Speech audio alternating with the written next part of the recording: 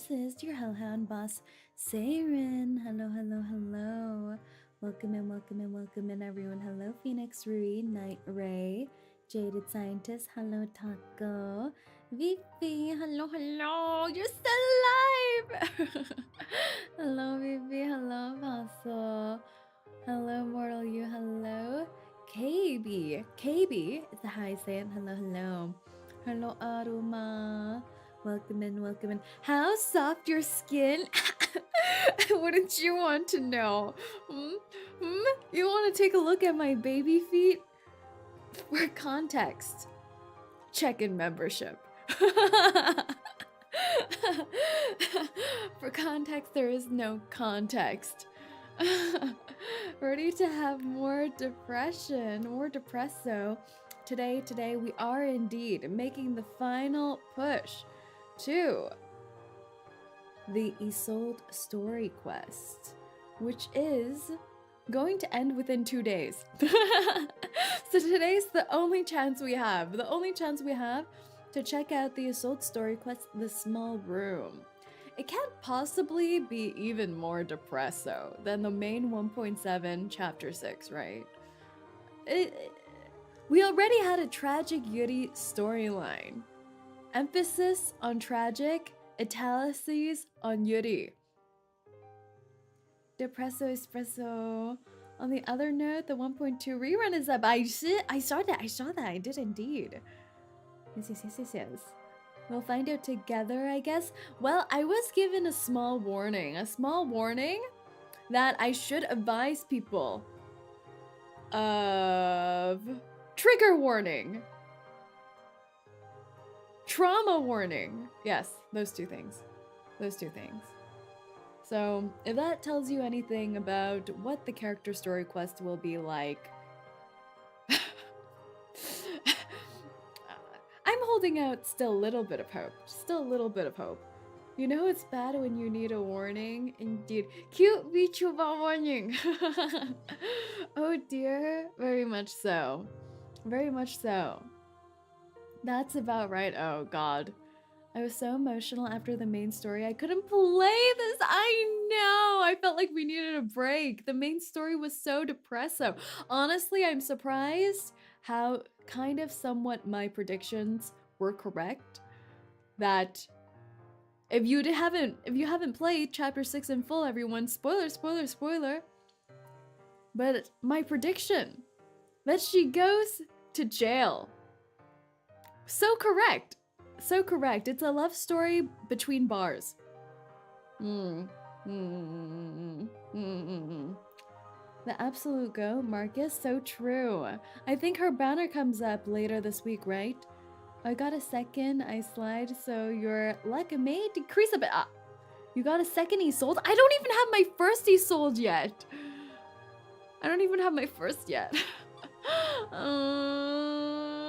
You're taking all my ISOLDEs from me. Shaking my head. Her banner is in 2 days, that's right, for Marcus. Pookie Bear, as the community has coined her. Pookie Bear. The Pookie Bear. Hey, say hi, everyone. Hello, Nerd. Welcome in. Alright, so once again, trigger warning, trauma warning. But let's head over, shall we? Let's go.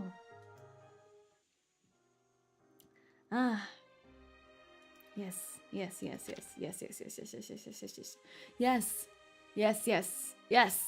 This looks promising, doesn't it? With the stabby. I mean, this must be talking about her backstory, right? Will her backstory be as tragic as the main storyline? Well, what do we know? We know that her whole family is dead, which does not make for a promising, lighthearted backstory. We know that she turns into a lesbian. That could involve something fun, like some skipping and frolicking during her school days, brushing another girlie's hair, something like that, maybe. We know she has a gun. And a knife. Armed and dangerous. Let's see how we get there, shall we? Family is dead, yippee! Not tragic. Trauma only. Uh-oh. I'm straight, but I like it, same. Let's see how younger ISOLDE came to be, shall we? The small room. A small, narrow room with a plain door. A vase of violets sit on the table. No, there's nothing to see here at all. Sounds sus. Sounds sus already. But she's so beautiful. She's so beautiful, so... Stage 1. Dog door. She likes doggies. Have we seen her with a dog? No. New prediction. This is the start of her serial killer arc. You know how there's those serial killer stories where they start by killing small animals? We don't see no dog, but there do be a dog door. What the dog doing? The villain arc, exactly. Hi, it's me, Fun Time Freddy. Hello. Welcome in. Admirer 1. Sad news indeed. Most unfortunate and disappointing news. Stamping his feet in anger, the gentleman lets out a wail of frustration. I'm just picturing this. In the middle of the street, some gentleman is wailing. Like, ah! That kind of wailing. I'm not sure that. Gladys, no. Came here early to witness my wife's murder. They cancelled her new show just like that. I've been waiting for it all season. Okay, so this isn't too far in the past. Admirer 2. What else could be done? Surely you wouldn't expect her to sing after what happened? Have some compassion for her, will you? Fate has dealt her a cruel hand in life. Although this lady immediately volleys criticism, there is nothing accusatory in her softness of tone. I think that... Admirer 3. The whole town loves her. The whole town loves her. Vienna has lost its star, at least for this season. Another man joins the conversation, also terribly hit by the news. His eyes are as dim and cold as 2 lifeless cobblestones at the bottom of a river. He walks at the rear of the crowd with heavy footsteps. Can you hear the sad violin, guys? Can you hear the sad violin? Or is this a viola? How do you tell the difference between a violin and a viola? Classical musicians are gonna yell at me.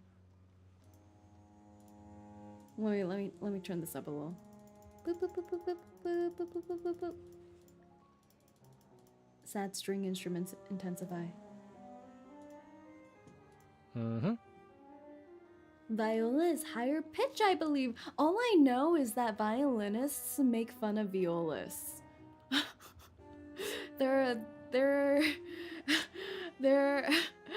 They have a superiority thing going on. I saw with my own eyes the entire thing. Oh, we have a witness? She left the Vienna State Opera in the afternoon. She must have planned to take a walk in Wegel's Dreher Park, as she always does on Thursday afternoons. On that day, her dark curly hair cascaded over her shoulders, and her face was pale as porcelain. Okay. They were more sad that they lost their entertainment than they felt sad for the lady. Yeah. Boss, everyone in the music industry makes fun of someone. No, but the violinists and violists, it's for real. The violists don't make fun of the violinists, though. They don't have that right. It's only one way. And hello, gentlemen, you are late. Band people make fun of strings people all the time, really? But I feel like violinists are so cool. Don't you think? Harp players and lyres. And the harp player just comes in for their doon. Gone after that. That's it. She was in a lavender dress. Oh, she's in the purple already, with a soft wool shawl around her arms. She looked pretty and fragile, like a doll made of glass. Yeah, it's so strange hearing how people talk about 𝐂𝐸𝐢lde. It's like they have this whole mysticism about her, but don't really care about her. Which means... Did you see her? Yes, I saw her faint. I'm just imagining now that everyone watched her faint, but no one helped her. This seems like the kind of crowd. She seemed perfectly fine when she took leave of the theater manager, but after a few steps, she started shaking. She whimpered and scratched at her pretty face. Her usual heavenly voice became the howling cry of a mad cat. He murmurs with a dark heat in his tone. A light of sinister delight flickers in his eyes. What a freak! What a freak!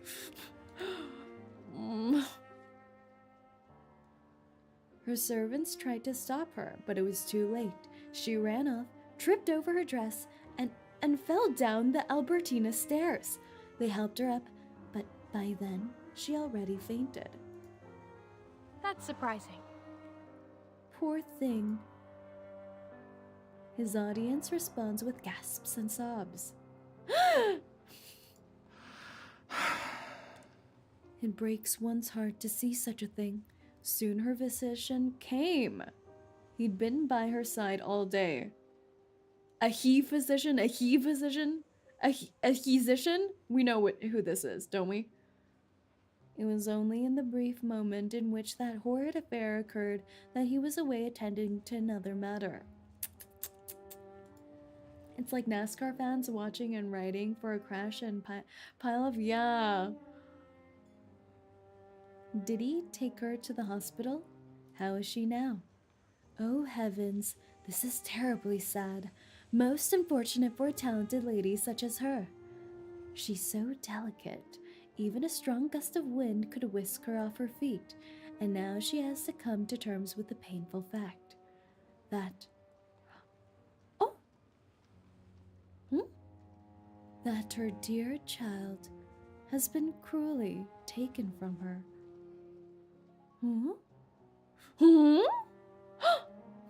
Is this about 𝐂𝐸𝐿de's mother, not 𝐂𝐸𝐿de? Unless 𝐂𝐸𝐿de has a baby. Is this about 𝐂𝐸𝐿de's mother? Wait! That puts so many things in perspective. So, 𝐂𝐸𝐿de's always wearing her mother's dress. The lady whips open her mother-of-pearl fan to hide the tears that are now streaming down her face. Thank goodness she still has 𝐒𝐿𝐸𝐿de. Still, it does little to ease a mother's pain. She continues to mutter to herself, though her cheeks are still wet with the tears of compassion. There's a quiet joy in her heart as she attracts the other's gaze. What a freak! Why is everyone so freaky? What is this? There is zero actual wholehearted compassion here. None of us would ever have the courage to face such tragedy.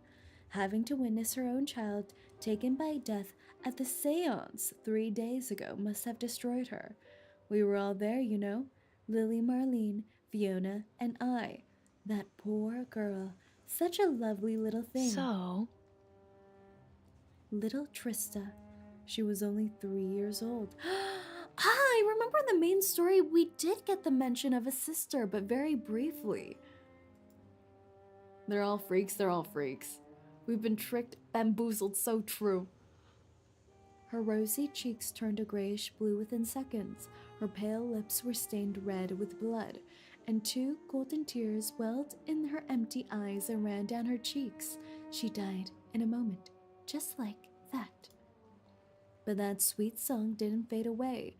For the whole night, it was trapped in her throat, like a little songbird captive in a cage. Wait, this would be so scary. This would be so scary. Imagine being in a seance, your daughter dies, but not only that, but somehow you hear your daughter still singing the whole night away. There's no TV or social media, so people gossip for entertainment. Yeah. I forget, is this the era of cutting yourself and leeches to make your skin paler to be more attractive? interesting. I don't know if we're that far back in time. Our current timeline in chapter 6 was like 1913, 1914. And if it was her mother's period with this day and age, maybe like 20 years prior. 20 years prior. So the late 1800s maybe. Oh yeah, they've done that, haven't they? Yeah. It is really crazy what people did for beauty standards back in the day, but they never knew how harmful it was. You have to remember back then, people watched execution for fun. There's even food vendors. This is like actual back in the day Hunger Games, like the inspiration for Hunger Games. Has to be the 1800s era, yeah. It wasn't until morning that we mustered enough strength to touch her. Ooh, why are you touching her? What are you doing? She was still soft, as if she were only sleeping. This is so strange. Everyone's like watching an exhibition. Like they want to touch it. They want to like be there and know everything. Meanwhile, it's a dead child. She gently flutters her fan as she reveals more and more details to the crowd. They listen in breathless suspense. I don't know. Fine, I admit it. I was too harsh on her. No one would be able to sing on stage in the wake of such misfortune. I think that... She should rest. She must be devastated. Poor thing, losing her child like that. The gentleman takes out his silk handkerchief and dabs at the corner of his moistened eyes. This is a situation in which sympathy is the only appropriate response. The crocodile tears, the crocodile tears. They're bringing out their hankies. They're like, okay, it's time to cry now. People love seeing others suffer for fun because Twitter didn't exist back then. I guess this is like a strange pocket in the culture too. They're like kind of all like young socialite kind of creatures. They are the type who can afford watching opera, you know? Imagine Arcanus being drafted in World War I and II, yeah. Can you imagine if we go back to the witch hunt era, but instead it's Arcanus? Yeah. Yeah, I thought about that before. But a voice from the other side of the crowd breaks the sad silence. No, she didn't cancel the performance to mourn her daughter. Did you forget? She showed up at the rehearsal after her daughter's death. I saw her just yesterday. His face reddens with frustration at these speculations. Her doctor came to me that very night with a dissected rabbit in his palms. A quick look made it very clear. His eyes are red and bulging, just like the pair of distended ovaries he saw inside the rabbit. What?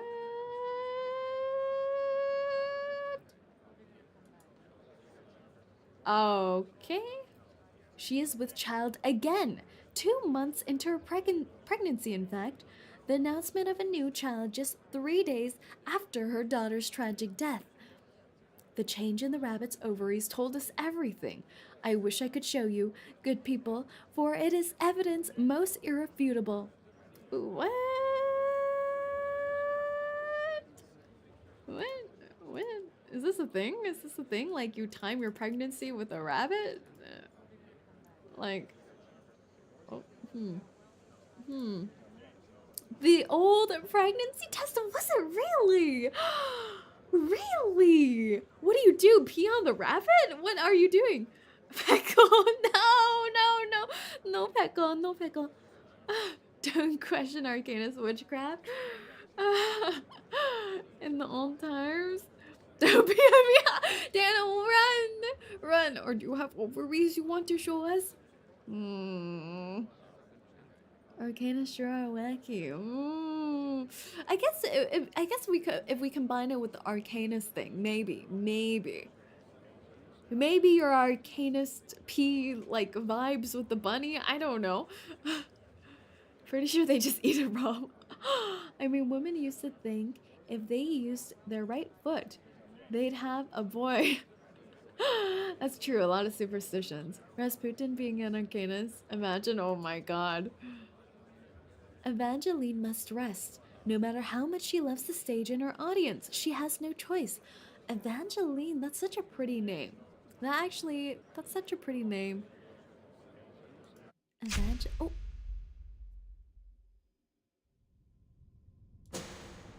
Oh. The show must go on. Is this her? That was her first appearance in Vienna. But that little voice sounded so young. But delicate. A fanatic admirer bribed her mother's doctor, subsequently discovering her existence through a fluffy and oddly bloody pregnancy test. What is this? Like, her admirers are weird. Perhaps soon these rapid tests will become a mainstream method of determining pregnancy. Who knows what will happen in this world of turmoil? Someone approaches from behind, the figure of a child.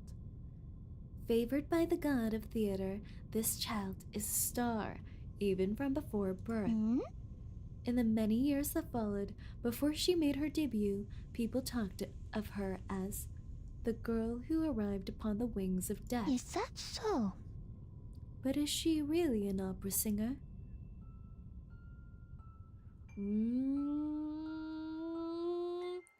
Even before ISOLDE was born. Funny thing is, rabbit to determine pregnancy didn't get put into practice until 1931. Oh, that's so interesting. Yeah, I guess they're weaving that in here, saying like they're the ones who started the trend. The voice pauses, awaiting an answer. Look at her, ISOLDE. My lovely little sister. Is this the ghost? She's the new star of Vienna, gaining both fame and fortune in the theater. As a singer, her name has surpassed that of our mother, who is now only remembered as the perpetrator of that appalling crime. But my sister has never performed in a play, not even once. Oh!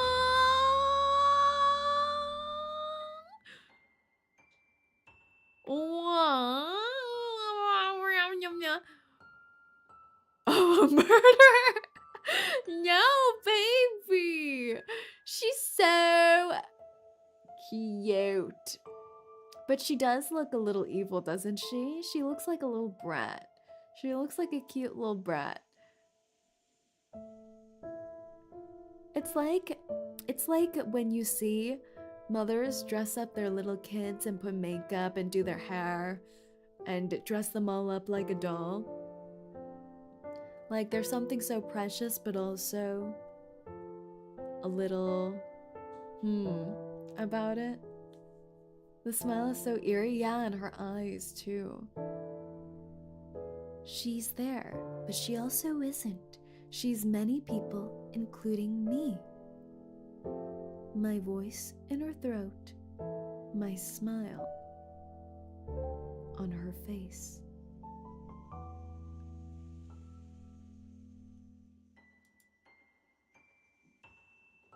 Upon the stage, many spirits wander. Wait, this is even more crazy! She channels her dead sister. There are men's voices, women's voices, even children's. You can find them all. Different songs, different stories, but they aren't hers. Yes, yes, rather innovative, isn't it? To channel spirits in an operatic performance. Oh, this is so cute, but she's so scary. Emotions she has never felt to gleam in her eyes and flow from her mouth. She holds the spirits as they gently fall upon her, just as she is held by the stage.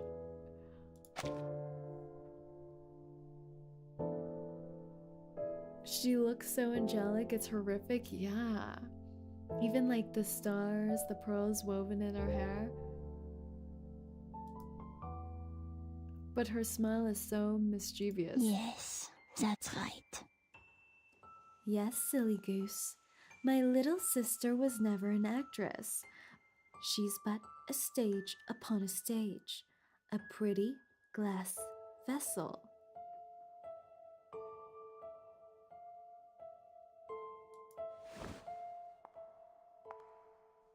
I wonder about that last line. Was it the sister talking or her? Now look over here.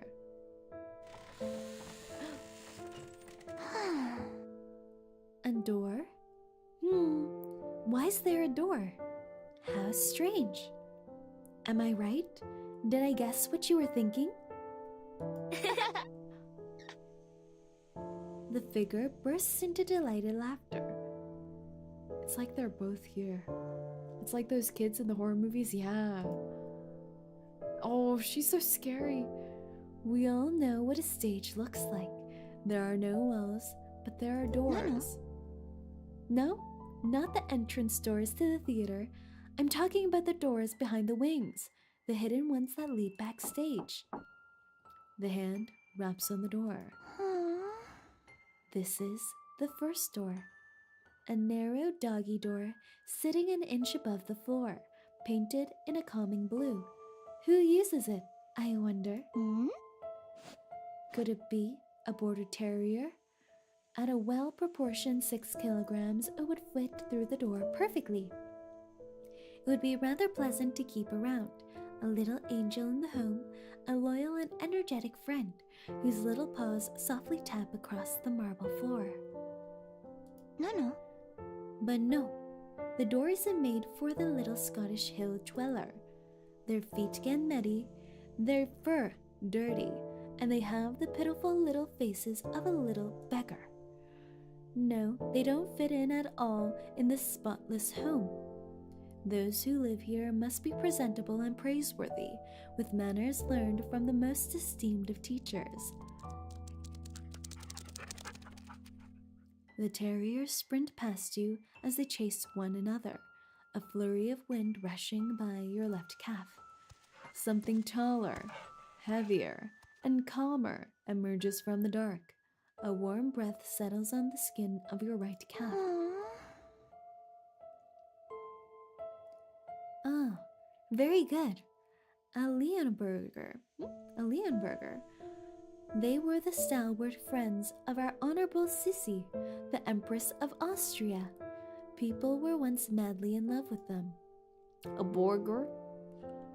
It has a soft black and brown coat, a posture reminiscent of a lion, an intelligent mind, and a kind heart. Most importantly, this is an expensive breed. It's quite an excellent reflection of its owner's wealth and refined taste. It weighs 150 pounds, a good boy with a sturdy build. It's 28 inches at withers and a trustworthy protector of your wife and children. The voice disappears again, along with a warm breath. The majestic dog raises its 100-pound body and dissolves in the shadows. What a pity. But it's too big to fit through the door. No, this can't be it. The girl lets out a regretful sigh, followed by a bracing breath. Her face is barely visible in the dark, but somehow you know she is smiling. She finally looks innocent in this one with her eyes closed. You see? This is my door. I fit through it perfectly. It wasn't always exclusively mine. There were other people. People who were of the right size and met the other conditions for its use. But time is cruel. It turned 𝐂𝐴𝐿 and ISOLDE into adults, taking them out of their little 5-year-old bodies and replacing them with new ones with bigger hands and feet. Now I alone can pass through this little door. It's not ISOLDE at all. Every disastrous child knows how to use this door. Just lower your head, bend down, and crawl through it. Yes, that's right. Trista. Since I'm the only one using it these days, I have a new name for it. The Door of Trista, the Forgotten. The little hands lying on your shoulders give a gentle push. The doggy door squeaks open. It's much easier to pass through.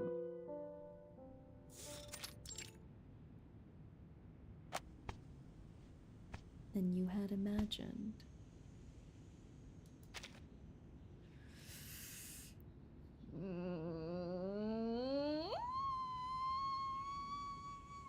I wonder, was that still ISOLDE's body though?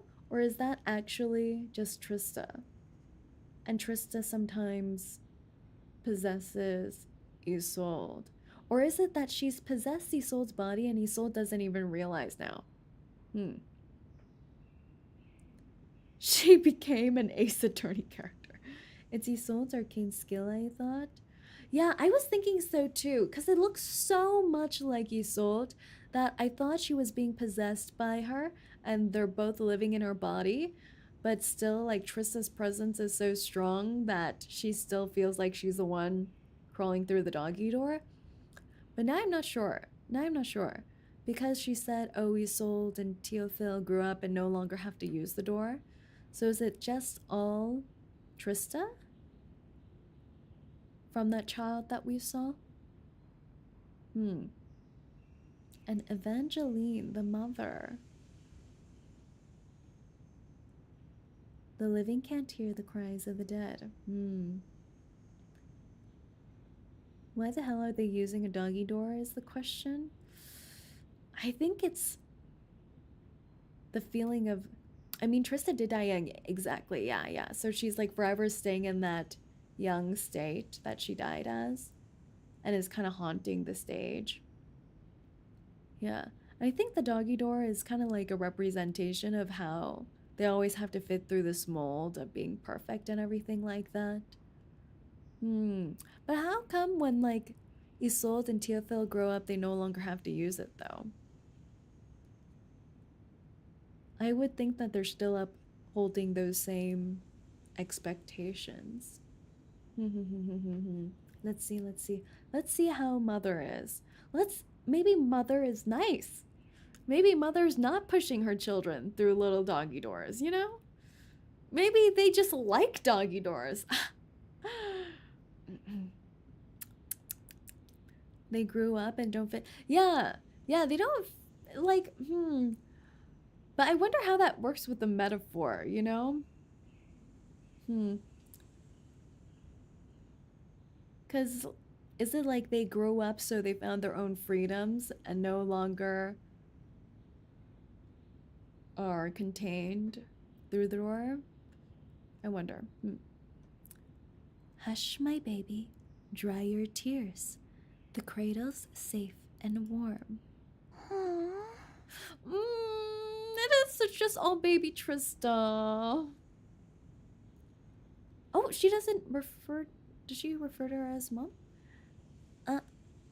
Evangelina's here, the source of the sweet humming. Our mama.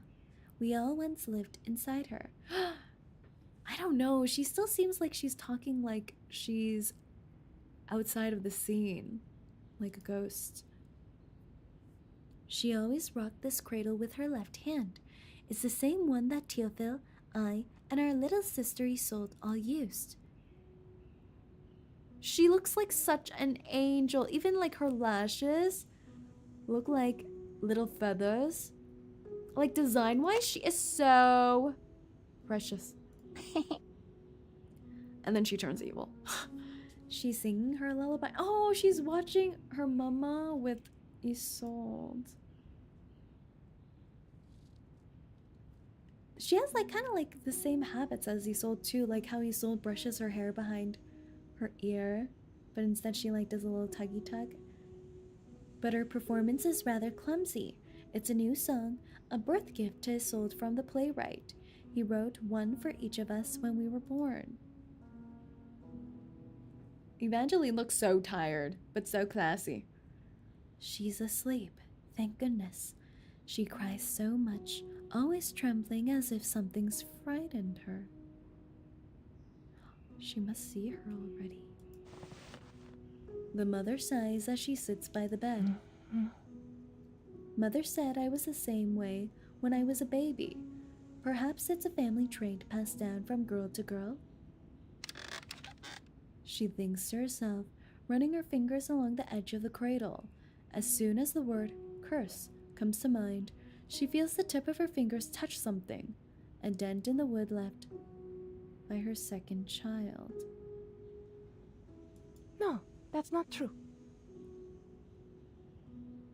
No, Trista didn't like to cry. She giggled a lot, even looking at the empty ceiling or the lampshade. She was never frightened. Nothing could scare her. She'd cackle at anything, as if they were jesters, and she, the queen. She still remembered me, even then. She's a good mama. Oh, hello, it's been a while. Just wanted to pass by and wish you a good day. I know this might be cheesy, but hope you'll appreciate these. Take care. Oh, thank you so much. I hope you've been taking care of yourself. They're family of Arcana, so people should know. Yeah, girls can summon ghosts. What do you expect? And welcome in, Ivana. Hello, hello. Trista holds her mother from behind, nestling her head in the crook of her mother's neck. She was immature in the past. She wouldn't have taken me to the seance and made me the medium had she known any better. But she learned her lesson. Truly, after my death, she never sang my lullaby again. As I was lowered into my little grave, the song buried itself in her throat. But was that enough? Trista reaches out an arm and gently strokes the cheek of the baby in the cradle. The cold chill of her hand wakes her. It was only a song. Oh, ISOLDE, you stupid little girl, always crying. My, she's shaking again. Her face is so cold.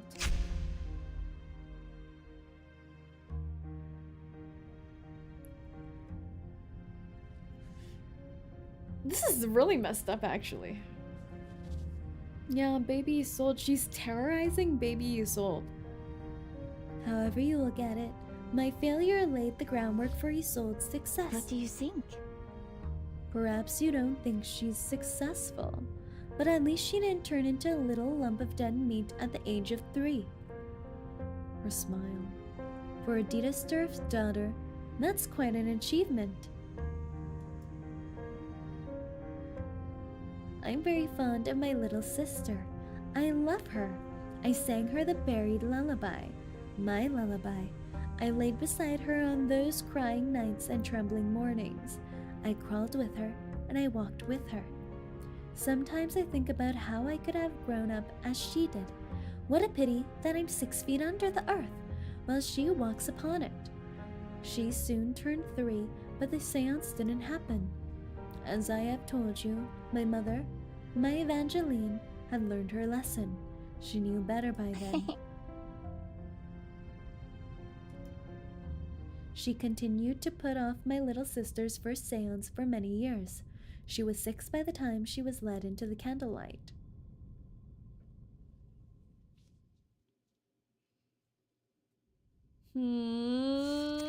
Why don't we just never do the seance? Like, what's the purpose of the seance exactly?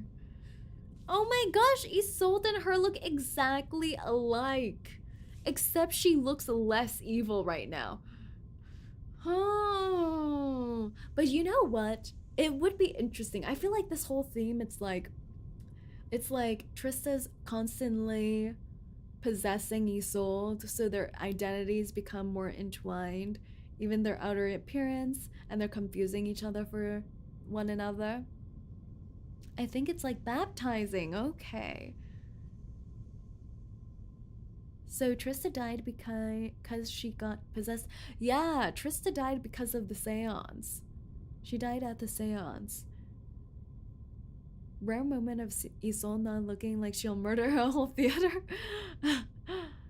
Yes, it's too much for a 6-year-old, I think, to handle. If it makes them stronger, would it be like Dragon Ball Z fusion? I don't know if it makes them stronger. I think it makes them a little crazier. It makes them a little crazier. Yeah, you're right. The salvation is already here.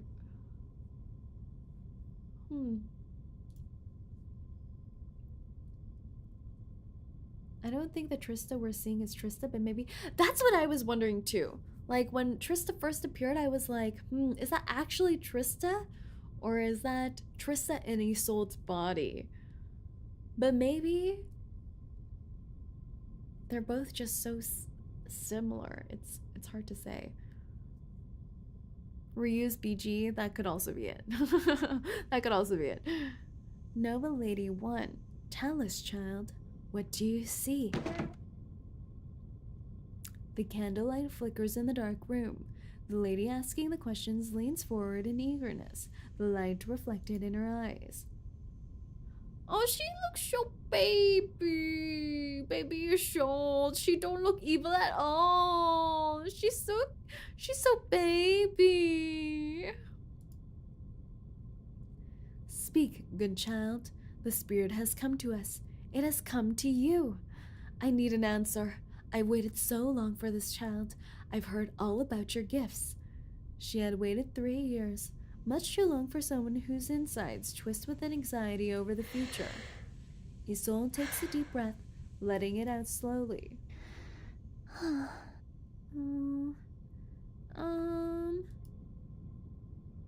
Is she all right? She's shaking. Evangeline never shook like this. She looks just like her sister did. What has she called forth? What's happening? Does my future hold so dreadful a spirit? I just wanted to know where I'd be in a few years. What's that sound? Good Lord, she's bleeding! 𝐂𝐿𝐴 trembles, her back stiff. Her hands tightly press up against her chest, move down onto her stomach, and eventually stop at her lower abdomen. She whimpers in agony. Her knees quiver until she can no longer stand and collapses to the floor.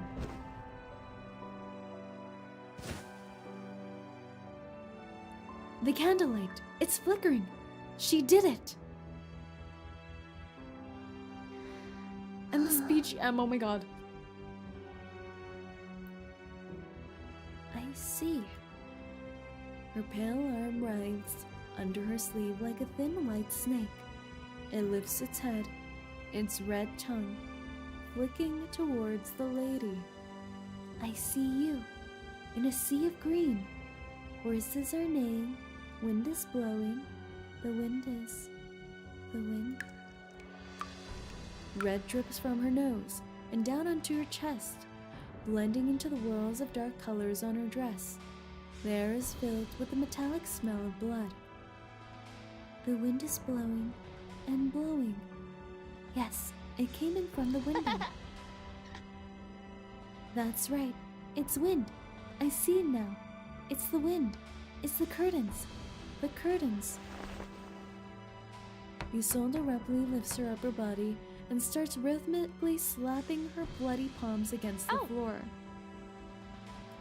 Shoot. What's that sound?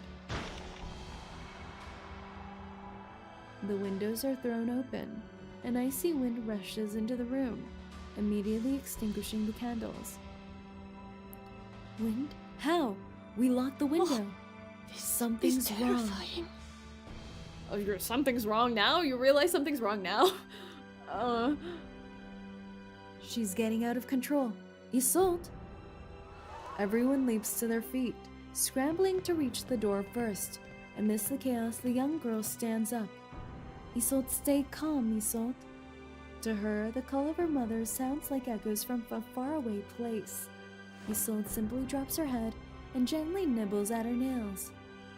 Close the window, she mumbles, her bloody lips opening and closing gently.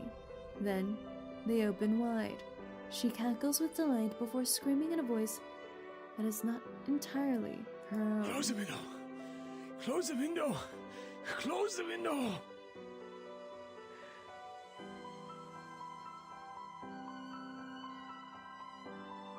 That is so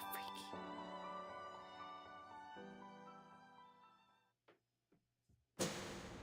Wait, that is so freaky. What the hell? Wait, that is so freaky. After that, my little sister passed out. Her first seance ended in disarray. People were scared. They didn't believe her to be a capable medium.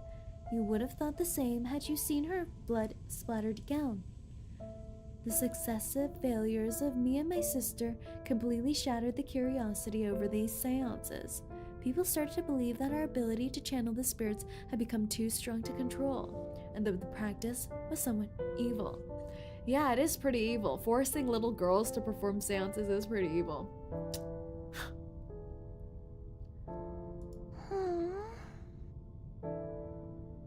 For some time, the people of Vienna lost all interest in the seances, and consequently, Mama was snubbed. But this didn't last long. The girl offers a gentle smile as she tucks her curly hair behind her ear.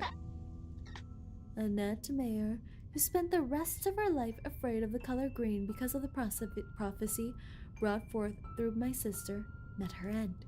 She died on the street. A frightened horse charged towards her. It was wearing a green saddle blanket on its back and shining green gem on its forehead. Green, more green! Miss Mayer was utterly terrified. She screamed, and she dove to the side to dodge the approaching horse. She stumbled over a step and fell into a roadside bush. A sharp branch pierced her chest. She draws a small circle on her chest. Why a circle? Marking the location of the wound. Eerie, isn't it? All of Vienna was wholly convinced. The prophecy was true. Once again, they gathered around Mama and my little sister, like ants reporting to their queen. Oh, of course, little Isolde lived. She was depleted by the seance, never having had a strong constitution and having lost so much blood during the ceremony. But slowly, her health was restored. Oh, hello, Shido. That was a risky night, but accidents are common in Arcanum. The slightest of changes can lead to completely different results. If my little sister were a little younger, or if she were pushed a little harder, she would have seen what I saw. Hundreds of soldiers lying dead on a battlefield, children orphaned before their very eyes, the endless explosions, and those golden rabbits. What a pity. I was this close to having a little sister who's just like me.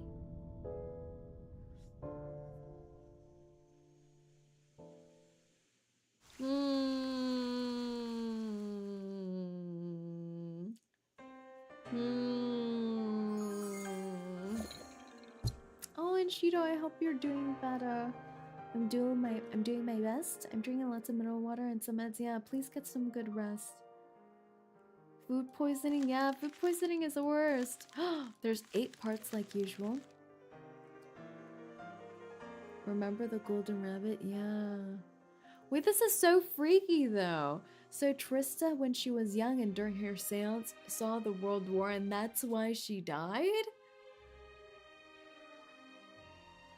Yeah, it's only the first part. Can you imagine? It's only the first part so far. And wait, the gotcha thing are golden rabbits too. The Unilog description says they're time thieves.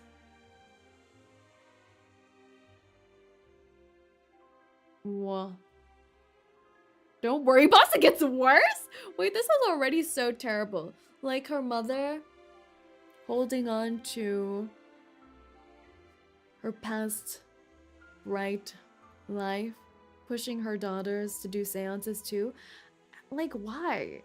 They don't have to do them.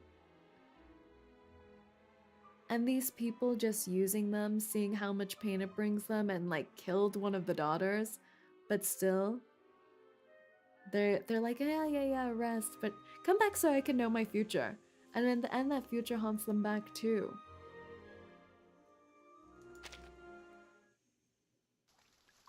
"100 spoons. They knew it. They do it cause nobility, yeah." And hello, 𝐂𝐚𝐭 𝐑𝐮𥬿. Oh my gosh, it's Sotheby's old office. Remember back in the day, the unicorn head? But this lighting? They changed the lighting. It looks nice. But also it's like that golden hour. A little like right before sunset. It suits the disastrous mood. And we have the father. We never met the father. "Glad to have you here, old friend." Disastrous gets to his feet and extends a welcoming hand. This is the beginning of an amicable conversation. His friend strides up to him and shakes his hand. "Truth be told, I've considered many people for this job. Many, but none suits the position better than you."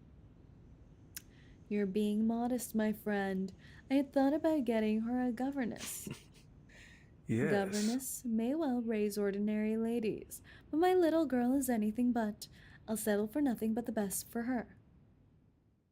A governess?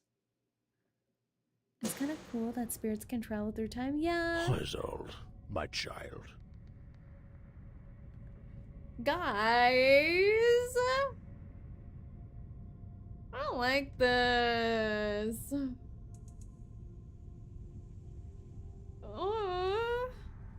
What the heck? Guys. She needs to learn how to talk without moving her lips, and then it'll be a little less weird, but it's like very much weird. Oh my gosh! So it, and the question marks. So it is, each time we're in this stage setting, it's actually people possessing 𝐂𝐸SOLDE. So even Trista from the beginning. Wait, this is unpleasant. "She must be virtuous, pure of thought, elegant, and compliant." I hate that. "She must be clever but guileless, talented yet modest, and dignified without pretension. Then she will be a true noble lady." Parents always have grand expectations for their children, don't they? The child places a finger horizontally below her nose, mimicking a mustache as she speaks. "I'm a decent gentleman with impeccable manners. I never attend an event to which I am not invited. I have a warm smile, a kind heart, and I never push others away. I have strong morals, respect social etiquette, and always present the best side of myself to others when it's necessary." This is the like formal old poopy way of saying I'm a nice guy. Don't drag my mustache into this creepy guy. What are you doing there? Get your mustache, get off of there. It's not safe. "Disastrous regards me as a true noble gentleman. He believes I possess every quality an honorable man should have." The man maintains an uptight and upright position, clasping his hands behind his back, his shoulders perfectly squared. The stash hand! "That's why, despite my eagerness to attend, and the fact that I'm a family friend, I've never asked for, nor even hinted at wanting an invitation to that banquet. I know that asking is pointless. I must be patient. When the time comes, the gate will be open to me." Ah? The doggy door is now a gate. The disastrous house is guarded by an enormous gate. It's beautiful and stately, made of metal and artistically decorated with the family's motifs. It's quite a feat, really, finding the balance between beauty and security. And my friend disastrous has found that balance. His only lacking feature, of which he is fully aware, is the patience to educate a child. Please don't tell me this isn't the governor guy who teaches 𝐂𝐸SOLDE, right? This is weird. And hello, 𝐒𝐸𝐿𝐸. Now I want to read this for myself. The writing is pretty damn good. The writing is so good for us, like not even like for a character story, but like regardless. Why are you doing this to yourself? I don't know. He worries, you see, about a future in which his son is incompetent and chaotic and his daughter is crude and reckless, so he's pinned his hopes on me. The countenance of a middle-aged man faintly emerges on the girl's face. She licks her teeth, an unconscious display of greed. Two figures in dresses emerge from the darkness and approach the gate. With a heavy rumble, it slides open. He needs to stop talking. Oh my. We've been talking all this time, yet we still haven't so much as mentioned ISOLDE. She reaches out a hand and seizes your wrist. A gentle yet irresistible force leads you forward. She should have been at the center of this conversation. So sweet and gentle. A truly thoughtful and beautiful. What? What a strange explanation for a little girl. But thank you for the gifted Memphis, Ryan. What? We need more people in the basement to suffer with us. Send you hell to the basement, send you hell to the basement. I would have been happier if the good writing wasn't used to create childhood trauma, but it's reversed. Exactly. Then you hell, back to the basement you go. Through the gates! Go through the gates! Through the gates! She doesn't look back. ISOLDE, my child. I treated her as my own. I taught her everything I knew, and she became that perfect young lady Dittersdorf desired. She was flawless. She met every expectation from her mother, her father, her brother, the servants, and of course, me. I don't like this guy. Mind your posture, child. This guy? This guy? Are they just reusing his model, or what is this? It can't be this guy, right? Carl? K-A-R... Carl? Carl? Well, I guess it's good he died. It's actually Mr. Carl. Oh my god, that's so messed up. The head of the Austrian arcane branch? No, this is terrible. Oh yeah, 5K, congrats boss. Oh, thank you so much, Rui. We made it to 5K. Wee! We're celebrating by watching Trauma. Wee! Congrats, Oshi, congrats. Thank you, thank you, thank you, thank you. We love trauma bonding, yay! 5K trauma bonding, let's go! I'm like waving a tiny flag, wee! It's giving too much realism. Yeah, trauma bonding indeed. Wait, this is so whack though. Yes, I understand. This is so whack. Also, in the main story, congrats boss, we celebrate with trauma. Exactly right. In the main story, he seems like such a jolly, good old uncle. Like, he just wants to slack off and have fun, and he seems like a jolly uncle who would like force you to take extra free cookies from the table to save it for him for snacks afterwards. But now he's a freak.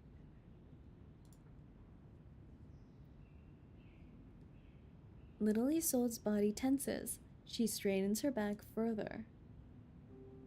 Very well. Now lift your chin a little. No, not too high. We must avoid any indication of overconfidence. Oh! Exactly. That's right. Just like that. Very well done, my child. He lays his hands on the back of the chair in front of him and nods to a student on the other side of the hallway. All right now, maintain that posture and walk to me. Certainly. I will try harder. No! It is rather premature for a girl of only 12 to learn to walk in 3-inch heels. but practicing now will avoid any future embarrassment. I love how they get a man to do this too, like, guys. This time period. Not that the ladies in the story are any less oppressive. Heels were made for men though. That's true. I wonder if they wear them in this time period. Heels for the men. But they get the baby heels. Did they ever wear like those 6-inch stilettos?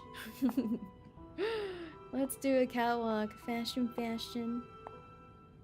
To me, he seemed like a hypocrite two-faced, which I think is the point of his role in the story. Yeah, even in the main story, he seemed like a lazy bum who just wanted to brag about his powers. Why is it that aren't men tall enough, especially in Europe? I think they grew up that way with good nutrition in the recent eras. Heels were made for Victorian period, if I recall correctly. Yeah. Like in Versailles era, they would also wear them a lot. Head up, shoulders square. All right, now smooth strides.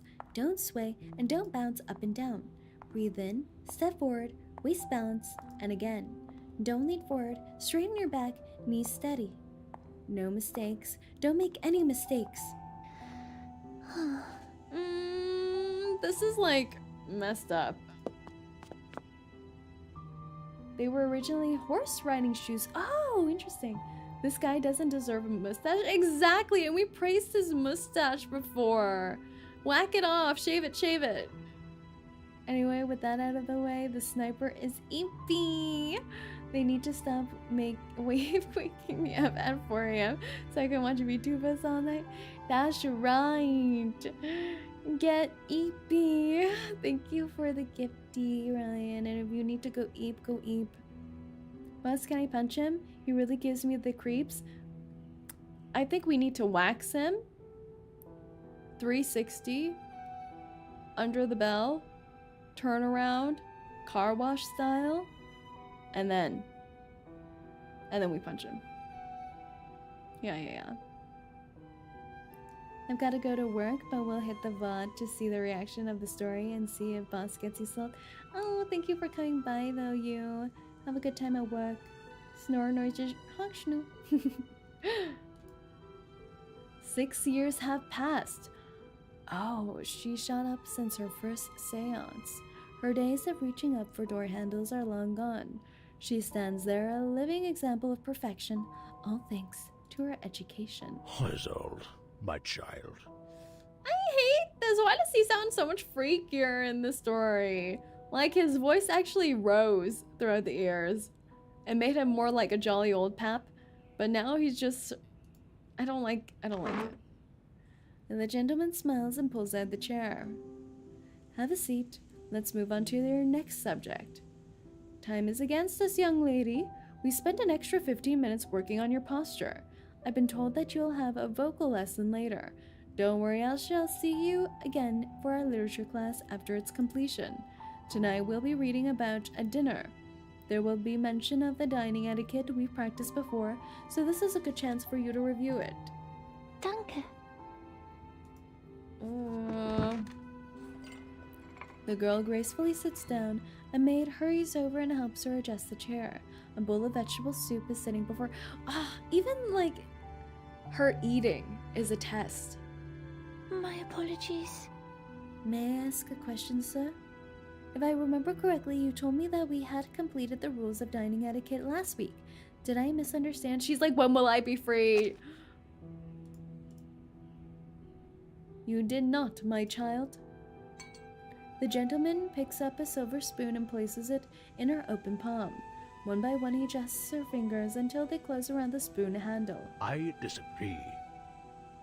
But last night, during dinner with your parents, I couldn't help but notice that your hands were shaking. Oh my god, did you see how freaky his face looked? Now I'm just picking on him. For that moment, he had freaky face. And then he turned back to nice uncle. Nice, quote unquote. The movements were subtle, almost imperceptible most of the time. You even hid them well when you cut the meat. When it came to the soup, however, the shaking was as clear as daylight. People would suddenly notice your wetted cuffs. Just wear short sleeves then. With a smile on his face, Carl loosens his grip. Little Isolde needs no further instruction. Her countenance is composed, yet her hand is trembling. Her fingertips turn pale as she tightens her grip on the spoon. Oh. Such a mistake wouldn't be considered rude, but it would reflect badly on your education. We've put in great effort and come so far. It would be a great shame to fall short on such a small detail. Yes, I understand. Yeah, it's definitely not because of the built-up trauma that is making her anxious.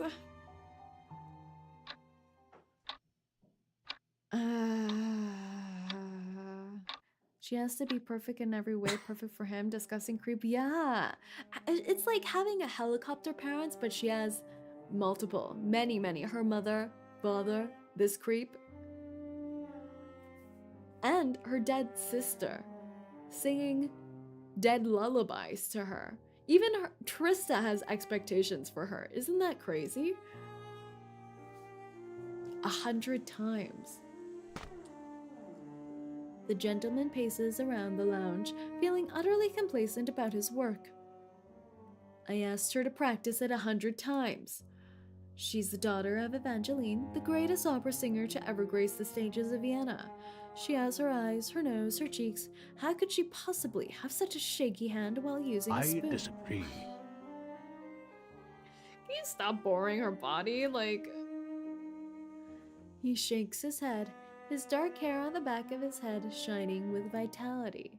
But it's interesting because during this time, Carl should still be alive. I wonder, what's like the time period of this that we're seeing?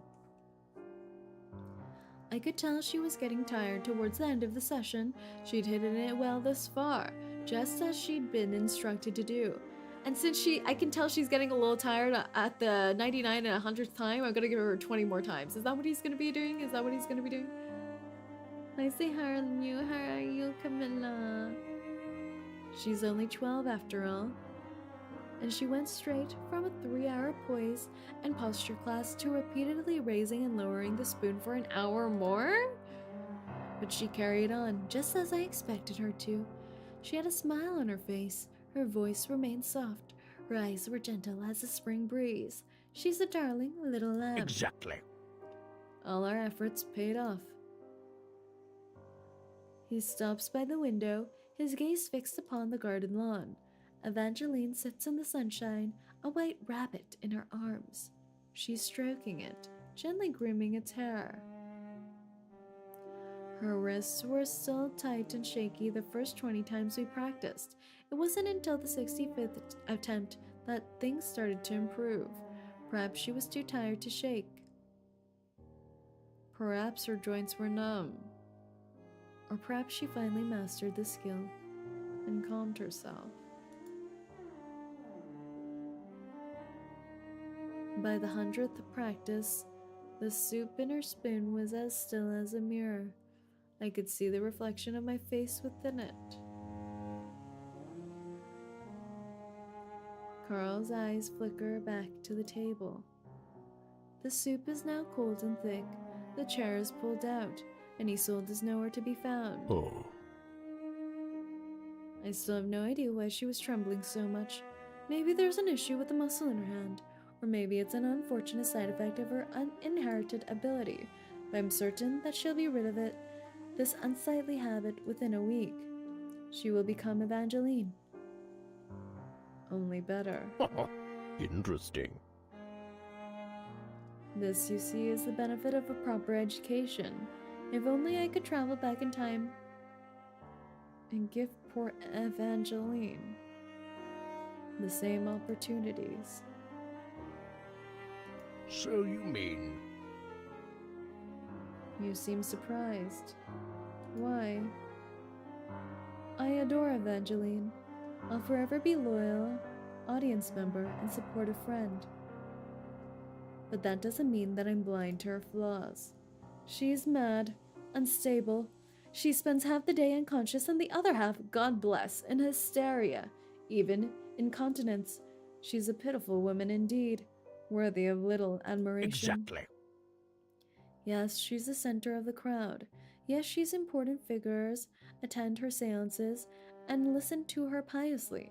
And yes, throngs of people cheer and throw flowers at her on stage, some even fainting from the I excitement. disagree. But none of this speaks to who she truly is, my dear friend. He shrugs. The cold soup morphs into a slice of chocolate cake as he sits down at the table. You must be familiar with such a tort. Ah, the chocolate. 2 pieces of chocolate cake with a layer of apricot jam in the middle. It's the sweet embodiment of perfection. Well, the callback to chapter 6, the main story. With the silver fork in one hand, he flips the piece of cake on its side, revealing a moldy corner. Evangeline is just like this cake. Most of her is sweet, her voice, her divination, but there's a rot growing that will one day devour her. It's still a little early to throw the cake away, and that would be a shame. At least most of it still looks fine. He cuts through the cake with his fork, precisely avoiding the molding edge.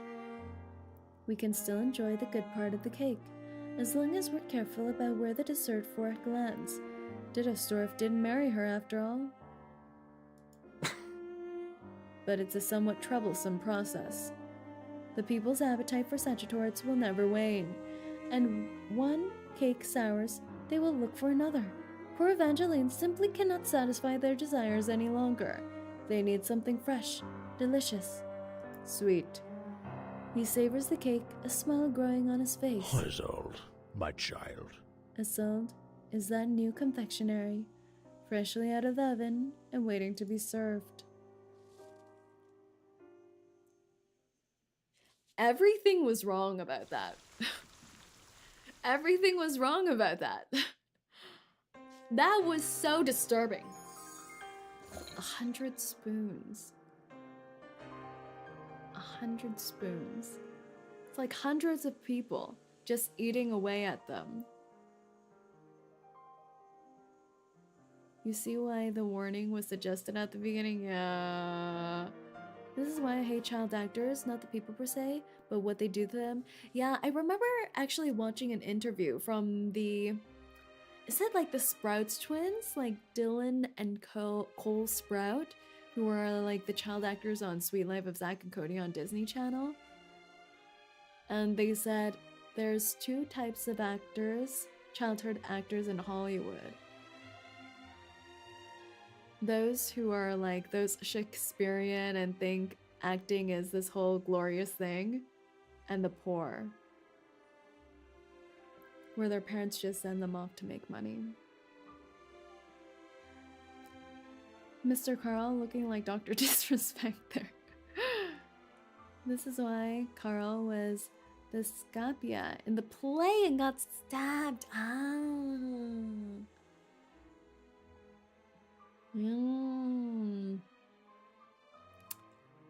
My social anxiety hits hard too.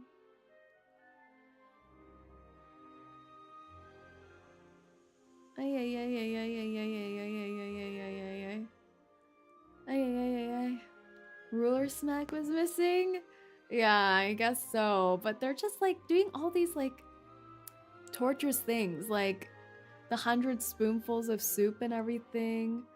Like the back-to-back lessons is so helicopter parenting.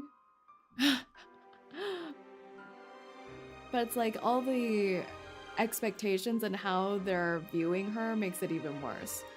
I feel like because helicopter parents, they do, I guess maybe in the same way, they do it because they think it'll make their child better in a way.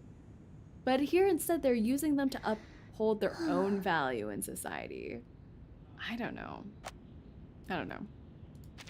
It's all terrible. ISOLDE quietly closes the door and sits on the side of her bed.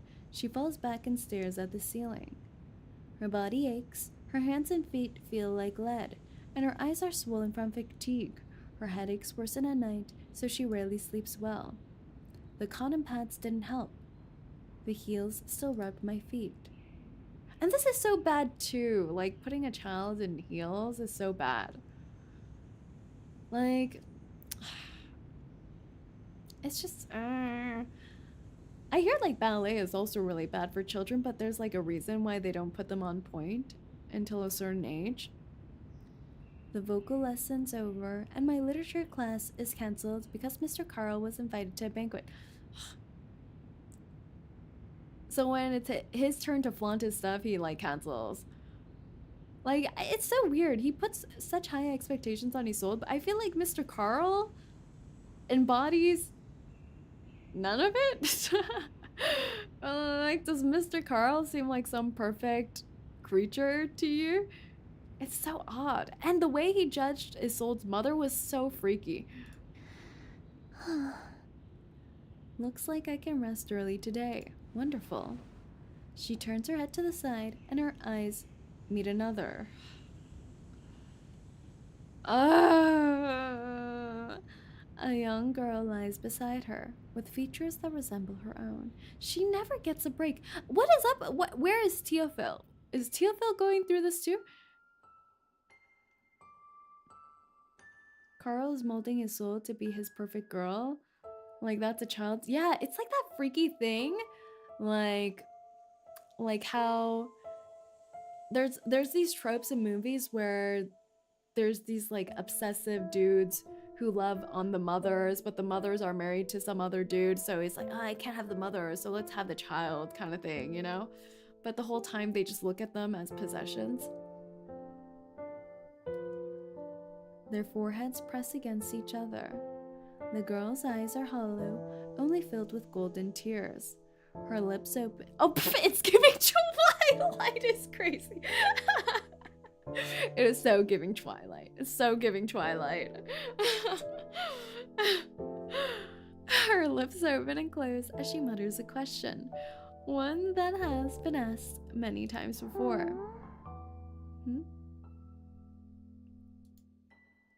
No, sister, I won't. ISOLDE trembles from the cold, just as she did as a frightened baby in her cradle.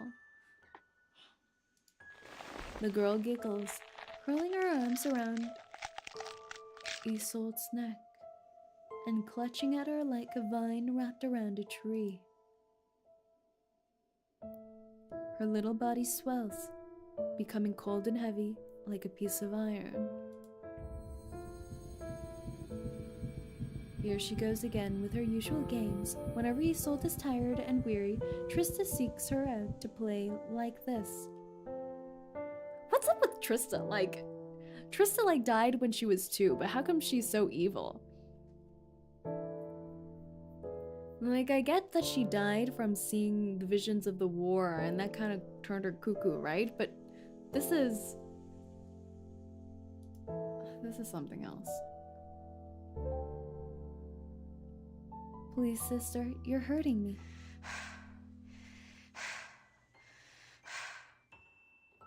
ISOLDE's breathing becomes short and violent. She can feel her insides being squeezed. Or is her sister more actually part of her imagination and not actually her sister's ghost? Like, she feels suffocated and that's the feeling that she's invoking? Or is it truly a ghost thing? Tears flood her eyes, her face swollen and wet. Yeah, because it's like, this feels exactly like a panic attack, right? Like an anxiety attack. Both? Oh my gosh. Only in moments like this does she let out her true emotions. Oh.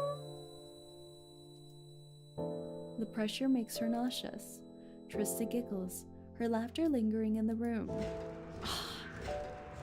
More and more spirits start to gather. They whisper to each other, laughing and teasing ISOLDE, curiously awaiting her next move. ISOLDE manages to grab the back of one of her sister's hands with her trembling fingers. Sis, Mama. Mama asked for me. I promised her. The girl, straddling her waist, gives a slow blink. She lets go of Isolde's hand and dissipates into thin air. This always works. They're both, or at least once were, their mother's closest supporters.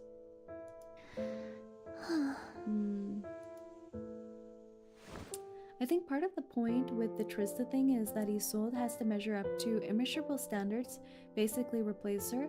So I think it is that she's a part of Isolde. Maybe in a sense Trista resents Isolde because she lived throughout the seance and she didn't. Like Isolde can grow up and experience the world while she can't. Yeah. Like she was like, oh, she's already better than me for having survived past 3. And she said that it's because of her and the death in the seance that she got to postpone her own seance. Isolde climbs out of bed, wiping the tears and specks of vomit from her cheeks with the corner of her bedsheet. She mumbles, "Mama." Oh. Like, in a way, her mom's the one who should understand her the most. Mama. She's going through the same things. But I don't know if she'll help.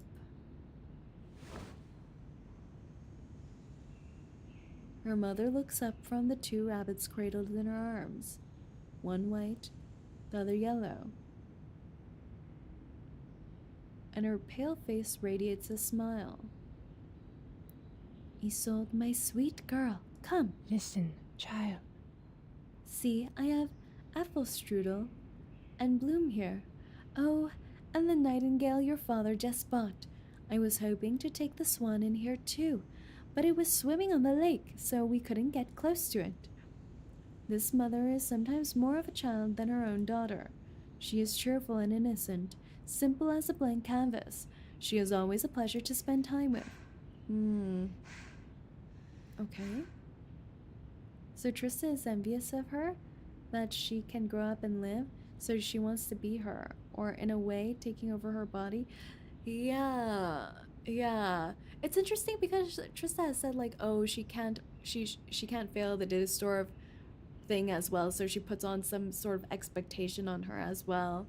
But in some way, she like resents her greatly. And I guess from that first chapter, she says, "Everyone's forgotten about me, and I'm the only one left in the doggy door." So she also feels trapped in those ways too. So I guess in a way she takes it out on her. It's like this whole dynamic, everything sucks. Isolde closes her eyes, erasing her sister's decayed face and the vomit-stained sheet from her mind. "We can meet in the garden, Mama. You don't have to bring them all inside." "Nonsense! I'm happy to do this for you. I think... You always get dizzy under the sun. How can you attend your lessons if you're unwell?" Oh, she kind of seems sweet though, but I don't know.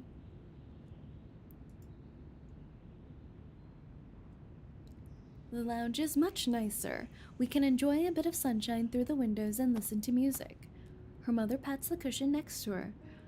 Isolde sits on it, taking apple strudel, the pale yellow rabbit, into her arms. Huh? "Hello, little apple strudel. How are you feeling? You're so fluffy and soft, like the cooked apple in a rail strudel." She holds the rabbit, stroking its fur and looking into its Lovely eyes. little ones. She has the softest fur and such adorable coloring. Do you remember when your father first brought them home? You were 11, a bit shorter than you are now. It wasn't long after you started your vocal lessons. Yes, I understand. Of course, Mama. Apple Strudel and Bloom are the only rabbits who've joined the family. We've had plenty of birds and ponies before, as well as white rabbits for use in the seances. But none of them have ever had a name. It wasn't until the doctor recommended a new method of therapy that Father brought these 2 home, and we named them. Of course. Wow, they're already going through therapy so young. With these adorable little things around, I don't faint as often as I used to. You were so small back then. I can scarcely believe that little girl is the same person as the 15-year-old young lady sitting before me, and for her to be such a beautiful singer too. The sun shines through the window, enveloping Evangeline. With a peaceful smile on her face, she continues to stroke the rabbit in her arms. Mama. Do you not wish to go back on stage? Singing used to be so important to you. No. She maintains a smile on her face. No, that's not true. You're mistaken, my child. I never really loved performing. It was just an ordinary part of my life. Besides, they were making me emotional, which worsened my condition. I shouldn't be performing anymore. It's no good for me. But this is such a flip up from everything she's believed. Yeah, I don't like my job either, yeah. She's great at choosing pet names though. They're so cute, you're so cute. Apple Strudel.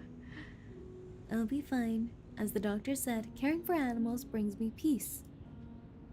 But this worries me, like bunnies have a short lifespan. Keeping a calm atmosphere is the foremost goal of this treatment. Isolde, my child, we must carry on. Beneath her mother's hopeful gaze, Isolde lowers her head and meekly snuggles up to her. Aww. Certainly. I will Yes, try Mama. harder. Oh, the voice line, I'll try harder. That is so heartbreaking. Of course. Things will be different for you, Isolde. You're luckier than I. You received treatment much earlier in life, and times are better now. There's more than one way to improve your situation. You'll be cured, and you'll have the talent to sing.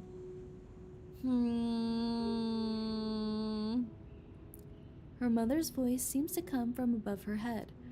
For no clear reason, Isolde feels as though she's speaking from somewhere even higher. Keep in mind. You will be the star of Vienna. You must keep on. This is so messed up. Like, Evangeline gets to put down her job that was holding her back and putting all these expectations on her, but she's just passing all those expectations onto her daughter instead. Yes, Mama, I'll continue with the treatment. I'll keep on singing.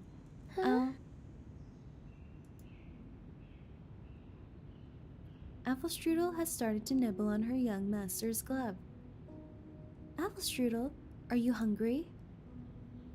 How could she be? The maids have fed them today. No, you're confused again, Mama. In March, the doctor suggested that you start feeding them. He said it would help you bond with them. Oh. Is that so? Oh yes, I remember. Isolde puts down the rabbit and cups her mother's face. She gently pushes her hair aside and softly presses her forehead against her mother's. Don't worry, Mama. We all forget things sometimes. Leave it to me. Oh. I'll get them something to eat. She gets to her feet and makes her way to the other room, but before she leaves, she stops by the door and looks back. Mama, have the rabbits recovered? I noticed they were a little out of spirits My earlier. apologies. If they're still unwell, I'll go get some medicine too. Were they really? Evangeline raises the rabbits in her hands so that their faces are level with hers. Their noses are wet and their eyes are clear. They look as healthy as any rabbit she has seen. A few nameless white rabbits are chasing each other around her feet, each looking as energetic as ever. They seem fine to me. Alright, Mama, I'll be back shortly. I don't have a good feeling about these rabbits. I do not have a good feeling. I have a terrible feeling, actually. I feel like they're going to be dead. Out of the lounge and through the hall, past the many doorways, down the stairs, and finally to a small room with two maids working inside. The disastrous house is well known for its staggering size. Look at this. Rabbits are always good. Peko. Sheets, sheets, and more sheets. I ain't gone a day without washing these bloody Listen. things. You think you have a bad maid, number one? You think you got a bad? When I worked for the mayors, we only had 1 or 2 washing days a week. But you're paid better here, ain't ya? Quit your complaining and come help, eh? What's wrong? They're Canadian. My God, there's blood on the sheets again. How on earth is there so many of it? Even for that time of the month, this is a lot. There's no way this is blood from her time of the month. The red-haired maid crinkles her nose in disgust. There has been blood on the sheets once a week for the last 3 weeks now.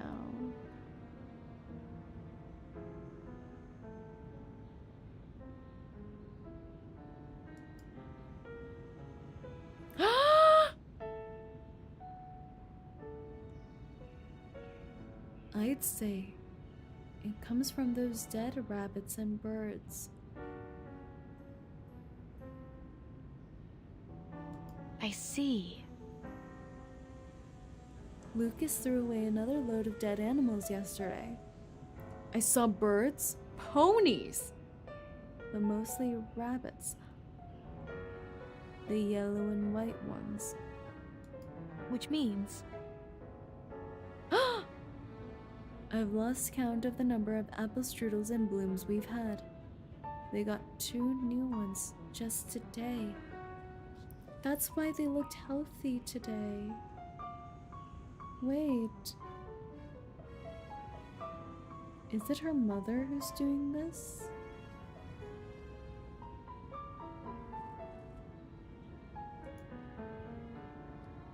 Poor things, what happened to them? They didn't die nearly so often last year. Is something wrong with the fodder? No, it weren't because of the bloody fodder. It weren't any natural cause of death. As the maid soaks the sheets in the water, she lowers her voice. I heard that. Lucas told me that every one of the animals suffered a miserable death. Some vomited blood, others had their head cracked open. Most strange of all is that a few of them had a hole in their neck with a golden key jammed inside. It might be... He said Lady Evangeline did it.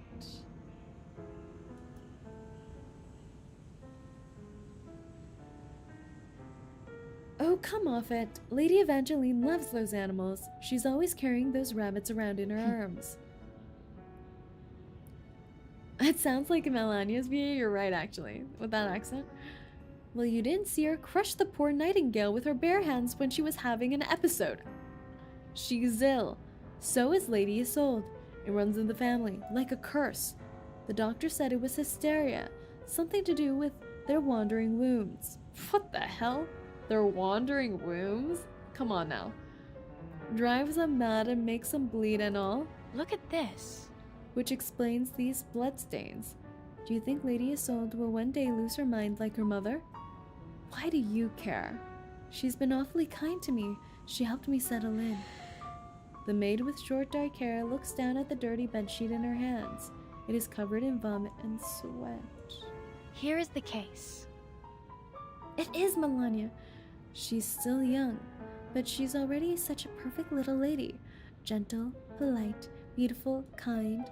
She's got so many lessons to attend, bless her. Etiquette, literature, history, painting, music, dance, and on top of all of that, she has to go to seances with her mother twice a month. Poor girl. She slowly folds up the bedsheet as if to save Isolde the embarrassment. She don't fade often, and she ain't having any manic episodes like her mother does now. But does she vomit and feel dizzy at times? Oh, I do hope she don't end up like her mother. Yes, enough of the worrying. It's none of our concern. You done with the sheets? Come on then. With the laundry basket stowed under her arms, the maid walks out into the corridor. Don't tell me they died too, like, come on now. Oh, she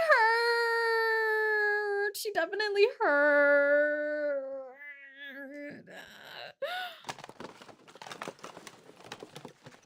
Did she hear it? Did she hear it? Did she hear it? I hope she didn't hear it.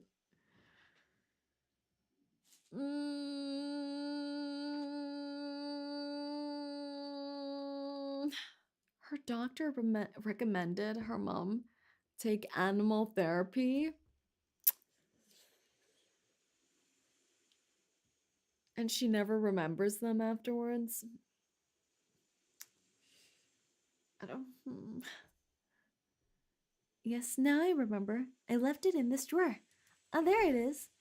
She fumbles in the dark until her fingers come across a familiar shape. Don't be a key, please. She looks at her palm then into the dimly lit corridor. The maids are long gone by now. She heard, but their conversation still lingers in her ears. Father once told me that the maids are slutty gossips. I don't know. She shuts her eyes in calm determination. I feel like that's something her dad would say, though.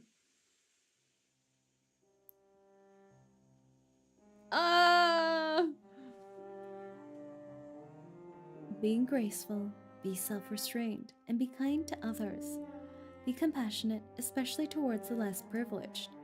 We must be an example for our people. Oh, yes. We must be virtuous and dignified as befits our status. Teofil, I didn't know you were home today. She opens her eyes. Her brother, 2 years her senior, is standing next to her. Well, I guess her brother must have been treated similarly, because in the main story she said she saw that he was finally breaking free in some ways, right? When he found out the truth about the war.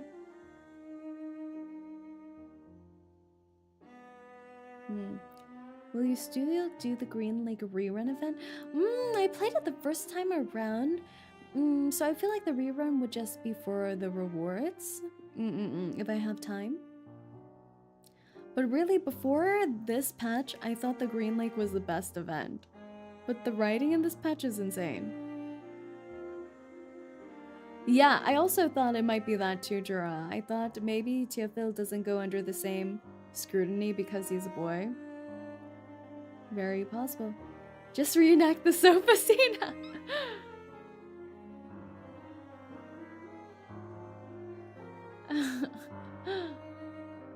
She opens her eyes. Her brother, 2 years her senior, is standing next to her. I won't be staying long. Mother told me you were here, so I came. ISOLDE. It's been a while. I brought you this. He pulls a little velvet box and a pocket watch from his jacket pocket. The box is from Heinrich. Ew! Ew!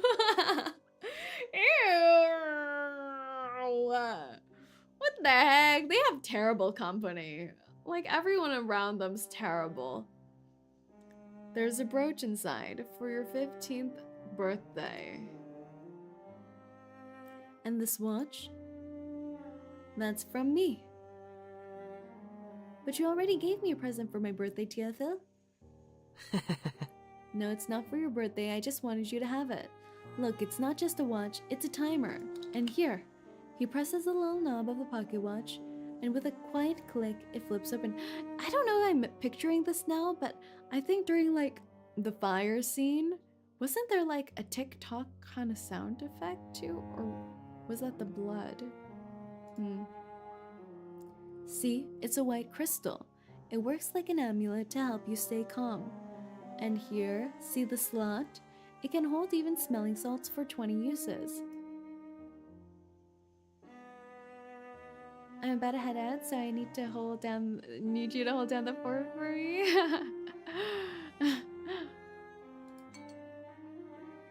He presses the watch into his sister's hand. There is a beat of silence. He speaks again. I also have news for you. I'm renting a studio. It's amazing how much it's helped me gain inspiration. It also has space for the young models to stay the night when the weather becomes dreadful. It simply broke my heart to see them walking all the way back home in the rain. Wow. Teofil really is living the life.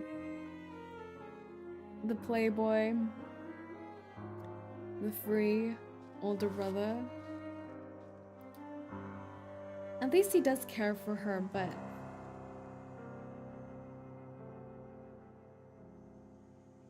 Did anyone catch that Heinrich may or may not have a relationship with Teofil? Oh, what? This isn't the yaoi relationship I wanted, okay? Hashtag don't stan. Hashtag not my ship. No! He's the only lucky mother effer in the family. I guess his father too, but his father is probably the one who built this empire and everything, like the strict father kind of role. They were just good friends. But that's even that's messed up too. Like, can you imagine your yaoi partner, when you pass away, then takes advantage of your younger sister? That's so messed up. Nah, Heinrich is a solid ISOLDE stan. Disturbing. It's all disturbing.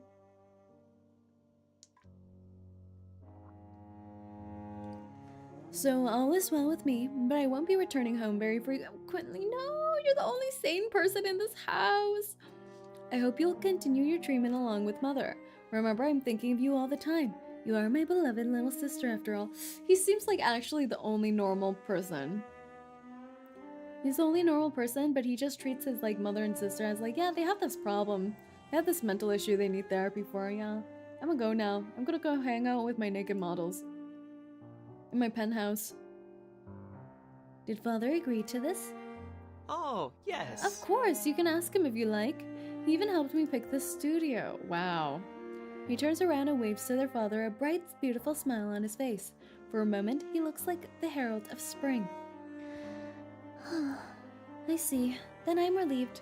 I wish only the best for you, Teofil. The spring's favorite son leaves as briskly as the wind. He crosses the lounge, passes through the doors, and goes out onto the boundless world. Dietosdorf stands next to his daughter, a hand on her shoulder. He shakes his head. Even the imagery here, even without seeing it, like this bright, free sun skipping off through into the sunset, and ISOLDE standing there perfectly straight with her father's hand on her shoulder in the dark. Like, this could totally be fully animated.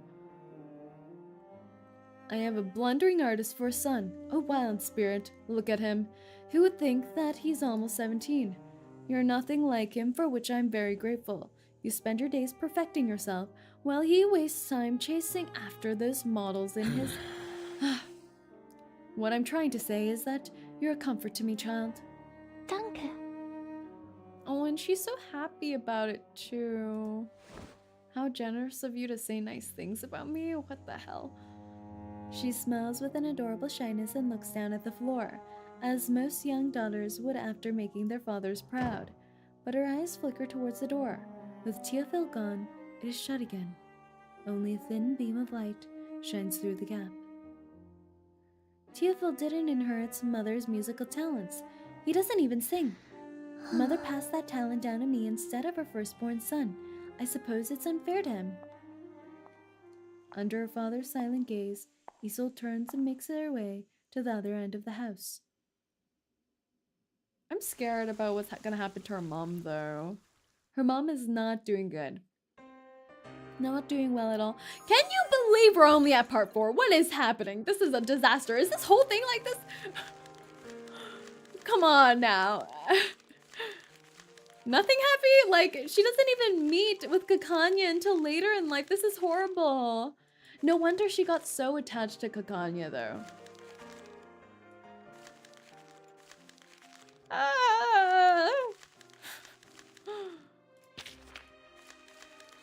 Mirror of Tears. Sounds like we're definitely getting better. We're getting better. Super. Hello, and how are you JK. today? Thank you so much for the super. Oh! This is... We're back to Order ISOLDE. How are you today? We are suffering together. We're trauma bonding. Welcome. ISOLDE was desperate. I understand that. Yeah. Like, that's, like, I feel like in the main story with 𝐂𝐚𝐭, that's finally when she realized she wants to fight for some form of freedom. And she was kind of breaking free, but in a completely opposite, but also still very servitude kind of way. Like, she was doing it all just for 𝐂𝐚𝐭's wishes. None of them were her own. It was my first super chat, and oh, thank you so much. I'm honored. Thank you. Choo. A timid face appears in the dark. Bewildered and uneasy, its owner wipes her hands on her dress, where there once was an apron.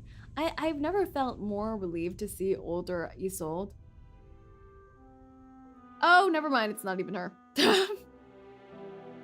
Alright then. Well. Me? My name is Hannah. I'm a waitress at Cafe Central. Have we met? Oh, I see. Sorry. I was just at the cafe, working my shift. The manager told me to walk slower so that I wouldn't kick the customer's chair legs again. And then everything went dark. I found myself in this very room. Ah! It's a death parade, death. Slipping, tripping to your doom. This is strange. Stranger than a novel. I was hoping you could tell me what happened. Explain things to me. Oh, she looks so sweet. She paces around looking anxious. But can you imagine being possessed by all these dead souls? Like they're all newly dead, traumatized in various states. Like there's no way this is good for your mental. Maybe she never had any wishes of her own. I guess her only wish of her own was to be with her mother. For sure, 𝐂𝐡𝐚𝐭 was still the best for me, even if I spoiled the seance stories. I think they were her own wishes. She just used 𝐂𝐡𝐚𝐭 as a way to explain them, since fulfilling others' wishes is what she's used to. That's possible. I do joke about 𝐂𝐡𝐚 being a sim for 𝐂𝐡𝐚𝐭, but if you think about it, the reason why she's so attached to 𝐂𝐡𝐚𝐭 is because unlike everyone else around her, 𝐂𝐡𝐚𝐭 is the only one who's genuine. Yeah, and 𝐂𝐡𝐚𝐭 was the one who told her to fight for herself and break free. And I guess, in a way, her first free act was to fulfill 𝐂𝐡𝐚𝐭's wish, so... But it's so sad how she still got taken advantage of, even doing that. But her mom is genuinely insane. She really is. One of her shoes hit something firm. She crouches down curiously. Oh! Another door. It's a painting? No door. How strange that it's on the floor. Actually, it looks like the door to Cafe Central. Something's written on it. It's too dark in here. I can't see. Maybe I can feel it with my fingers? She stops and furrows her eyebrows. She runs her fingers across the door plate a few more times. The name carved on it kisses the tips of her fingers. A sweet bitterness fills her heart. Théophile? Mr. Théophile? Oh! Is it his studio? Is it his penthouse? Did he play a part in the kidnapping? But why would an artist be involved in such a horrible act? Kidnapping? Kidnapping? Kidnapping? Kidnapping? She mumbles to herself, her eyes rolling in the dark. She is looking for an excuse to forgive. Oh, Hannah's a nice lady. Or perhaps he wants me to be his model. I'd gladly agree to it, of course. He's so handsome and kind, and oh my goodness, can he paint? Any girl would agree to be his model. He wouldn't need to abduct me for that. A fragment of a memory comes back to her, but it's vague, shrouded in a white haze. Oh, I think I remember. Before everything went dark, Mr. Théophile had ordered another Franciscaner. I had it on my tray, and then I passed out before I reached his table. Until then, I was a perfectly ordinary day. The warm color of love fades from her face. Mr. Théophile looked as handsome as ever. He ordered as usual. Even Mr. Heinrich was wearing the same brown blazer. Ew. No, that's not right. Something was different that day. Yes, that was the first day. Oh, the door she first met her. That was the beginning of everything. She looks at you, trance-like. The door opens beneath her palm. Ooh, new set! Oh, yes. Or was this the set used for Forget-Me-Not's bar? I don't remember it looking like this, though. But it could be, with all this jazz influence and the potions. It is the speakeasy, okay. They lit it differently. Okay, that makes more sense with this aesthetic.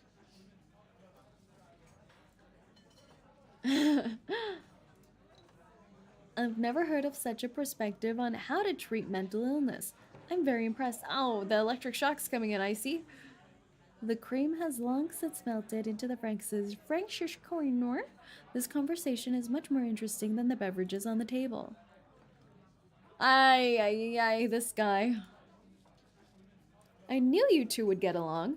How could you not adore such a lovable, talkative lady? The amazing Clara. We met at an auction. She has a superb taste in the arts. George. George's bouts of excessive enthusiasm are a lovable weakness of his. Rather than annoy, it endears his friend to him. Maybe this is yaoi. He sweeps up his friend's cup and takes a huge indirect kiss. Oh, by the way, Teofil, where's your sister? Never mind. It's one-sided. You said she'd be here today. I thought she'd agree to come down to the cafe. Yes, she should have arrived by now. Perhaps she's been delayed on her way over. After the huge success of her debut, my little sister is the new star of Vienna. She's positively swarmed by her admirers on the streets. It's all very sweet, but as you can imagine, it can be quite troublesome. Sir, here's your coffee. The waitress lightly places it on the table. 1 Vienna iced coffee and a Maria Teresa. Enjoy. Maria Teresa. Her gaze lingers on Teofil, an eager smile upon her face. Her light brown hair is carefully tied in a curly ponytail. She's giving the eyes. Thank you, Hannah. Your smile always brightens up a long afternoon. Haha, you flatter me again, sir. She blushes and hurriedly looks aside. This is not the first time her dear Teofil has been so sweet to her. Sure. What a smooth talker, exactly. What a player. Would you like a cake on the side? It's on the house. You don't own this restaurant, Hannah. I remember you said you liked the particular lemon aroma of it. My mother grew those lemons. Oh, maybe she does own this place. She brought me some more than when she last visited. Would you? Oh, ISOLDE. I don't like George being so close to her. My dear girl, when was it the last we met? It felt like eons. It was about 1.5 months ago. How unforgivably long. Do you remember when we were younger? We saw each other every week. Freak. Tio. Her voice is lost among the clatter. She quietly looks at her sweet Teofil as he gets on his feet and walks up to his sister. He has completely forgotten about the lemons, or rather, he never cared about them in the first place. Why do you think ISOLDE is still that little girl who followed you around? I'm afraid you're terribly mistaken, my friend. She's the biggest star of Vienna and the best and most stunning Salome of our time. Her admirers fill the streets, and her work has shaken the art world to its very core. What? Rinko! It's been a month! It's so funny that Teofil was kind of trying to set Heinrich and ISOLDE up together, but ISOLDE 𝐂𝐚𝐭 was like, I like this one. As she should, she has taste. Teofil, don't you see George here? George ain't it. George ain't it. And all at the ripe age of 16, no less. What a strange thing to say. She's not some unknown actress taking minor role after minor role, nor is she one of those poets who end their miserable life by plunging themselves into a river. Ah, lovely. No, it won't be long before she becomes the sovereign of theater. ISOLDE likes some green flag, exactly. She's the only red walking around. My point is, Mr. George, that it's very difficult to see her these days, but if you can make her brother's life a little sweeter... Oh, Teofil, you crafty fellow. George gently punches his arm. Teofil giggles as he pulls himself away from his fist. This is giving me Captain America Winter Soldier. You know, when they were at like the bar thing during wartime. And then what's the lady's name who Captain America ends up with? Dr. Carter, is that who it is? Strolls on up in the red dress. I don't know who is who in this reference, but it do be my reference that I be making. The cafe is filled with their youthful laughter. Peggy Carter, yes. Isolde's just like smiling, like, Theophil is not yet 20. He looks young, sweet, and happy, as free as the wind. How dare he live a free and happy life? I was just about to say kill him, but she does. So, I mean. Hannah moves her lips, nervously rubbing her hands on her apron as she tries to come up with more words to get his attention. She notices that Isolde is looking at her and lightly shaking her head. Yeah. Thank you, but I don't feel like having a drink. Isolde not having it, yeah. It was her! Her! How could I forget it? How could I forget her? Oh, what a terrible, terrible future. Did I hit my head? Or was it my neck? Or my legs? My waist? No, no, no, no. Small beads of sweat glisten on the tips of her nose. She checks on her neck, her back, and her limbs, making sure they're all still attached to her body. Eventually, her hands stop at her neck. It was here. Yes. Clutching her neck with both hands, she crouches down on the floor. What is she doing?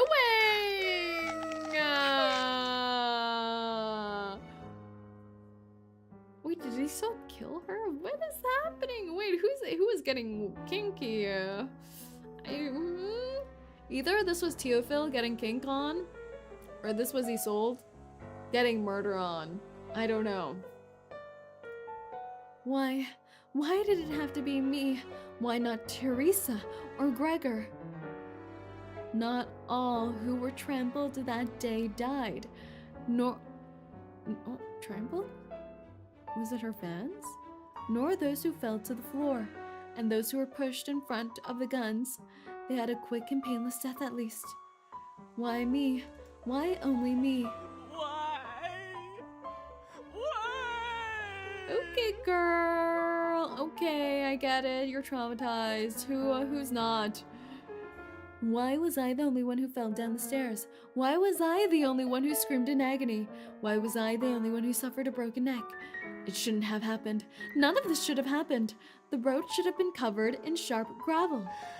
Those creatures in black, with their dark slime dripping all over. They started that demonstration. Oh! The madness. It was those creatures. Monsters. Hannah drops her head. Tears stream down her cheek, dripping on her palms and pooling on the door beneath her feet. The door is now tightly shut. The door to the cafe with Theophil's name on it. On the other side, Cupid and Psyche convene. It was the circle. It was a speech. It was they who were responsible. The puddle of tears beneath her feet confronts her with her own reflection. Her reflected face morphs into someone else's. Isolde. The famous opera singer with a touch of Don't sorrow. make fun of the dead, but the cry also made me laugh. She probably was there when the menace started World War I. Her famous opera singer was a touch of sorrow. Clara, the mirror peddler. They killed me. They killed you? I can never tell anymore if that's like a light flash. Greetings. Or... Oh, I'm Clara. please! Clara! Oh my god! That's right! When they mentioned Clara earlier, it was her. I forgot her real name was Clara. Oh my god, the only beacon of light. Save us from our suffering. She's finally here. The only normal one. Hello, I'm Clara Vingler. Perhaps you've heard of the Vingler's mirror. That's an invention of my family. From the other side of the table, the lady in green dress extends a white-gloved hand. She is leaning forward so far that she is no longer sitting in her chair. This may appear to be too eager, but the smile on her face is sincere. Isolde. George told me a lot about you and your brother. I'm most glad that we finally had the chance to meet. The honor Their is mine. first meeting. Isolde takes her hand. Ah, Nice to they're meet you. already dating. It's a privilege to make your acquaintance. Heinrich on the verge of tears. I'm just imagining them holding hands across the table, like right in front of him. He's just in between, crying into his whiskey or something. Mirror of tears, so true. George's tears. Gray eyes.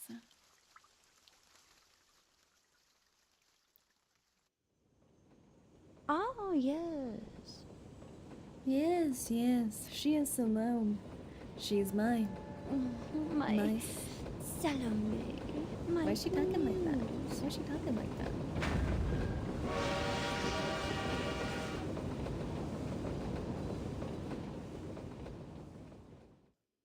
Imagine the girl you like is stolen by her psychiatrist. Some things just must be. Ooh. Ooh. Ew.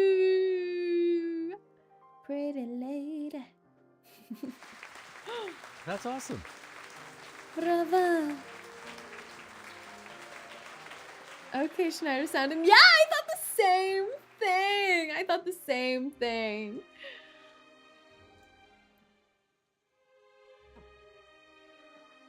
Another applause. Cliche. Boring. They are merely spectators, distant observers. Their understanding of her is shallow. Of course it is. The concept of a seance performance has captivated the minds of the people. The hall is filled to the rafters with a crowd eager to see the horrific deed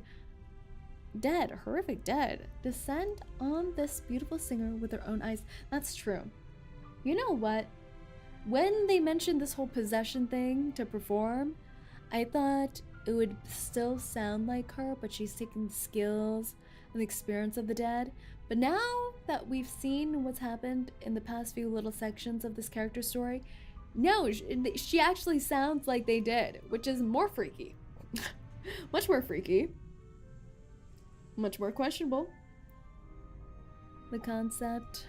Look at this. Seance.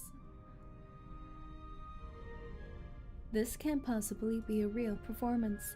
Some lower their voices, whispering in the silence between the cheers and applause. One cannot deny that she has become the character, but surely this is some sort of fraud. That voice is not her voice, and that dance is not her dance. Not even her expressions are her own. She's not performing. She's just using that freakish power of hers. This is witchcraft. Insanity, I tell you. What kind of admirer are you? Like, these are like the aunties. The aunties in K-pop. They're obsessed with them, but they hate them. Isolde got them cheats? She do. She do be.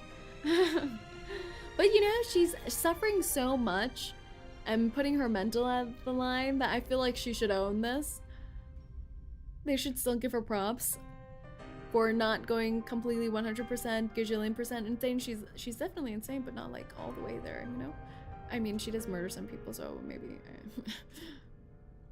Literally suffering from success, yeah. Praise, slander, their so-called fair judgments are all like a raging fire, a freezing gust. Oh, hi, Bill show. I don't know why I said it's so hunky-dory like that. But hellos. They gazed at her face and the movement of her. Oh, but also Perfect Bear. We're trauma bonding right now. Trauma bond with us.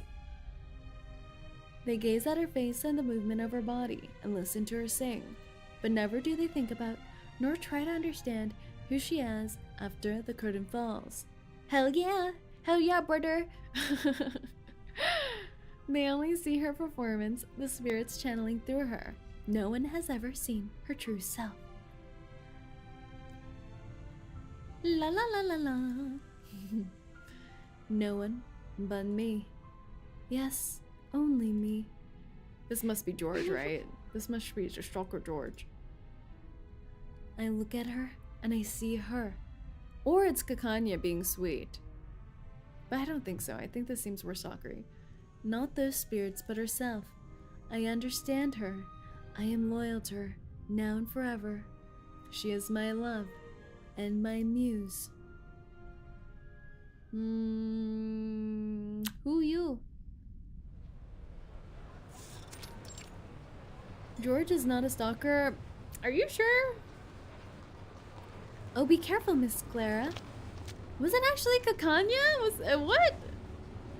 Watch it be George. It's either 𝐂𝐚𝐭 or George. Very different people, but they both have some intensive love for her. Yeah, George is just a simp, not a stalker.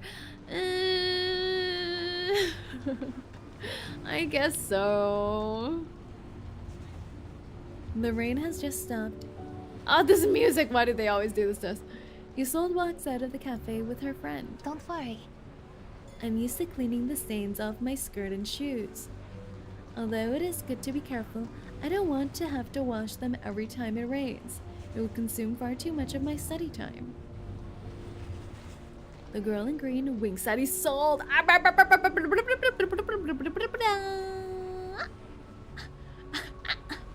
She threw out one of these. Her eyes sparkle behind her round glasses. She hoists up her skirt, takes a half step back, and deftly leaps over the puddle in front of her. You know, I've never thought of simply jumping over the puddles. Isn't it a little too eye-catching? No, I think... Oh my god, they're so cute. No, Bear! Bear was supposed to join us for trauma bonding, not cute fun time, Yuri. They link arms as they walk together. The distance between them is close to 0. They are two new and best friends. Best friends. Especially when we're strolling arm in arm like this, a synchronized leap would look rather odd. Yes. But it makes a lot of sense when you're running. Of course, if you're running down the street, a jump will make you no more eye-catching than you already are. But if you're in a hurry, you'll be leaving the sight of others before you even notice that they're staring at you. Ah, like when you ran out of Miss Hornberg's window? And her ex, Miss Hornberg? She covers her mouth with one hand, her eyes wide with surprise. ISOLDE. How do you know that? I thought no one living on that street knew of me. Wait, she laughed. You should pay better attention to your surroundings. ISOLDE chuckles and looks to the other side of the street. Anyway, you're right that you'd quickly leave people behind, but they'd still have their eyes fixed on you until you were out of their sight. And I wouldn't end it there. Their curiosity would only continue to grow. Who is she? Where is she going? Before you know it, the seeds of mystery will have blossomed in every corner of Vienna. She's talking about how she fell in love with her at first sight. She looks back at 𝐂𝐚𝐭 and reaches out a hand. She reaches out a hand to tuck a stray hair away from her face. Oh my god. Wait, it's so cute. No. They're already touching. They're doing the face touching. Right in front of my salad. Not to mention that there's no other witch who would ever jump out of the window of a noble lady's room but you. Scandalous. Scandalous. Oh my god, don't ruin the moment. That was a lovely day. Bro, we're back to Depresso. Do you hear the viola violin string thing? The sun shone brightly once the rain stopped, and that was the day she first recognized my existence. The woman in gray closes the notebook in her hand, and steps out of the shadows. A playwright. I'm a playwright. Please address me as such. Oh, a new expression on her face. Please, you must call me by this title. I implore you. Because no one else will call her a playwright? The playwright stands in front of you. Now that she is closer, you can feel a nip in the air. A layer of gray fog envelops her, coloring the hem of her gray skirt. 2. Water is dripping from her clothes, forming a puddle on the ground. Oh, yes. My clothes are soaked. I'm soaked. It's a long story, and an unimportant one, or rather the least important. No, we must start with the most essential part of the tale. Here, hold my hands. Am I how forward? She reaches out her hands to you. They are icy cold to the touch. Yes, of course. Allow me to introduce you to my father first. No, this isn't the beginning of the story, just an appropriate character to introduce it with. Schmiller, Topaz Schmiller, was a man with black hair and gray eyes. His father was a cloth merchant, and his grandfather owned a small farm. Having grown up in a financially sound environment, he didn't have to worry about feeding and clothing himself. This gave him the chance to come into contact with art and beauty. Thus, he became a gentleman. He was polite, read poetry, visited exhibitions, appreciated paintings, and watched opera. This was his favorite. He was deeply moved by the art form and attended the theater regularly. Later, he married my mother, a lesser-known opera singer. She wasn't famous and generally played supporting roles. A year after that, I was born. It's not. No, I wouldn't call us a family, or more specifically, I wouldn't count my father as a family member. He rarely spent time with us, nor did he have any kind of real job. He was far too busy writing poems and melodies. Despite that, he never managed to complete a single piece, just as he never managed to return home. He went out for that milk, didn't he? He went out for that milk.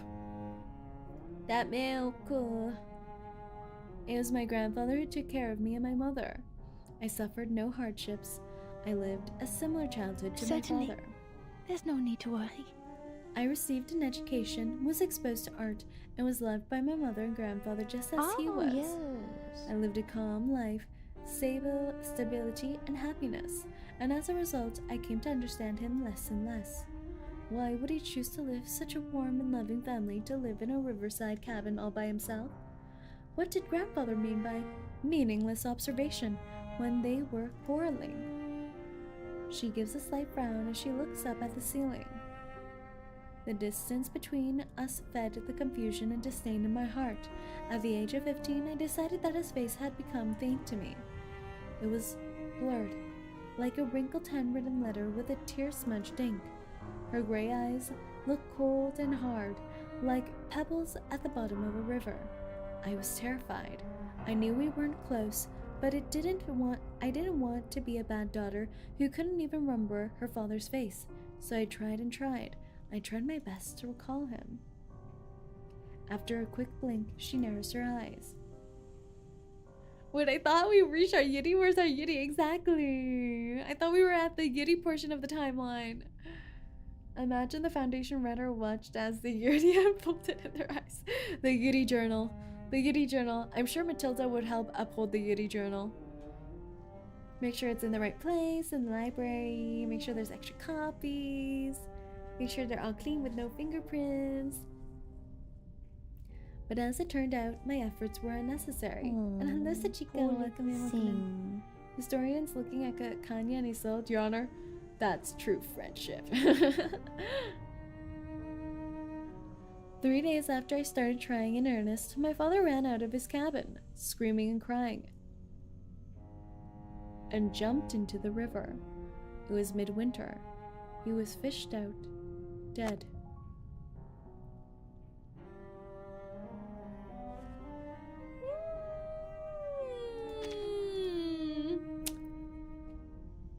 Mother fainted when she heard the news. Grandfather fell ill and was bedridden, so I took a carriage to the river by myself. That was the first time I saw my father completely clearly.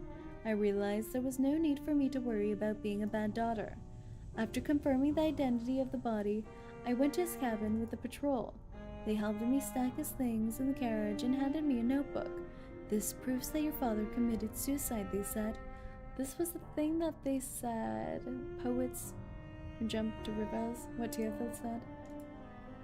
I read it, of course. She clenches the notebook in her hand. her previously wandering gaze fixes on you. Then, I finally knew where he went when he wasn't home. He went to the Vienna State Opera, to 𝐒𝐨𝐜𝐢𝐚 Park, to Der Graben. But he wasn't there for shopping or sightseeing. Of course, he was there for her, for Evangeline. She was the only thing on his mind. He praised her, he missed her, he began stalking her. Oh, God, guys. He followed her from the moment she left her house until the moment she returned home. He even bribed her doctor. He was the one! He bribed her doctor to give him first-hand information on her health. The burning passion in these scrawls. He must have committed suicide because he found out she was preggy again. Was that it? Surpassed all the poems and melodies he'd ever written, you know. Simply reading those words scalded me. They were hot, stifling, so much so that they almost killed me. I was trembling in fear, but I didn't know what I was scared of, so I kept reading in the freezing wind by the river, one page after another, until I'd read every word. She talks faster and faster, a frantic enthusiasm taking over her body. She almost swallows her tongue in her eagerness to recount the tale. The last page. The last page was moist. Oh, what? Can you imagine? It was smudged by tears. Oh, okay. It was smudged by tears, just as my father's face was in my memory. Who is this person with curly black hair, a pale face, and a body as delicate as a champagne flute? The kind of person is a woman with a perfect and indisputable charisma. Oh, yes. I was desperate to find out. Before I could realize what I was doing, I started running. I ran and ran until I arrived at the door of the opera house. I had run so fast that there was a sweat on my brow, even on the cold winter day. I asked for Evangeline's performance, only to find out she had retired in order to recuperate from her illness.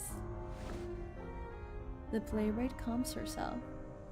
Her breathing softens as if she hadn't said a word. Oh, poor little thing. Several years later, in mid-June, I heard that Evangeline drowned in the beautiful pond in her garden. The way she said, "Oh, poor thing," she gives you a gentle smile. Oh, yes. You see, it was time she followed in my father's footsteps. I never met her. I never had a chance to meet her, let alone hear the singing that had driven my father mad. Oh, don't get me wrong. I don't say this out of regret. What is spiteful? She grips your hands even tighter. It is impossible to pull away. Because 𝐂𝐸 her daughter had her debut half a month after her mother's death. I was there, just as my father had been at every one of Evangeline's performances. I witnessed her rendition of the Dance of the Seven Veils and how she enraptured the whole of Vienna. In my father's notes, I had glimpsed the first sign of her existence in the swollen ovaries of a rabbit. I know when she took her first step, how painful her night seizures were. Even the amount of calming syrup shoot. Wow, he was a super stalker, even stalking 𝐂𝐸. Wait, that's so... Oh, wow. yes. I am my father's daughter, and she Evangeline's. Oh my god, is the playwright became her stalker like her father became Evangeline's stalker? Guys! How beautiful fate is, how it binds us together.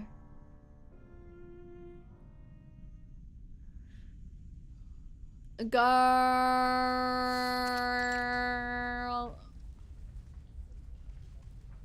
The stalker behavior is inherited. It's quite interesting how it's inherited, even though they didn't live together. Must be inherited. Must be. They didn't live together at all. He went for some milk, and she still ended up stalking. We'll have to study this. Scientists will have to study this phenomenon. The reverse 1999 stalker syndrome. The leader of the opera troupe looks up from the thick manuscript on the table, a stiff expression on her face. Yes, of course. Miss Schmiller, I very much appreciate your hard work and persistence. Your grandfather contacted me and told me how passionate you are about playwriting. There's no doubt that you've put in great effort. I can see that you're wholly devoted to your craft, which is certainly a necessary quality for a playwright, but... And you're the granddaughter of my good friend. I even attended your debutante ball. So, as much as it pains me to disappoint you, your writing sucks, girl. He closes his eyes. When he opens them again, there's an apologetic look on his face. We cannot accept your script, my child. It's much too risky. The story, that is. I understand that many stories are inspired by true events, but yours is simply far too obvious. Rosalie, the pretty and gentle heroine from a noble family, becomes popular after playing Salome. Her mother murders her father. Her brother burns himself to death. Yet she herself is sociable and surrounded by many friends. Yo, she a freak. Her mother murders the father. I didn't know that. Together they create an organization called the Square. I can't with this one. Based in Cafe Central. Every day they talk about poems, share their thoughts and ideas. Oh my god, she self-inserted herself into the fanfic. What an obvious self-insert. Replacing 𝐂𝐚𝐭 with herself, Delulu. Exactly! That's so freaky. His voice gets lower and lower. Beads of sweat starting to form on his forehead. He's realizing how cray-cray she is. Later, after Rosalie's father dies, her tutor shows his desire for her. He claims to be her godfather. Ew! Wow! He longs for Rosalie so strongly that he threatens her with his power. Even worse, he plans to murder her best friend Maggie. No way! No, please say this isn't true.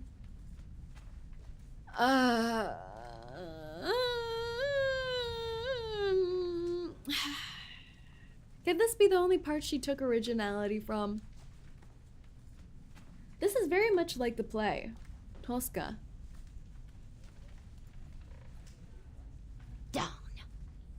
That evil man manipulates Rosalie into dancing for him in a veil. How delicate, how kind, how pitiful she is. She's never hurt a soul. She's always kind-hearted, and her gentle nature evokes empathy from everyone. She is sure to stir compassion within the audience's hearts. And in the most crucial scene, her hero arrives, pulling her out of the darkness herself. He enters a beacon of shining light, bringing salvation and happiness to Rosalie, and slaying Cameron the devil. The playwright shoots to her feet, knocking over the chair she was sitting on. Why are you turning it down? Is it because of the bio fee? I won't charge you much. As long as ISOLDE stars in it, everything is negotiable. Jesus Christ.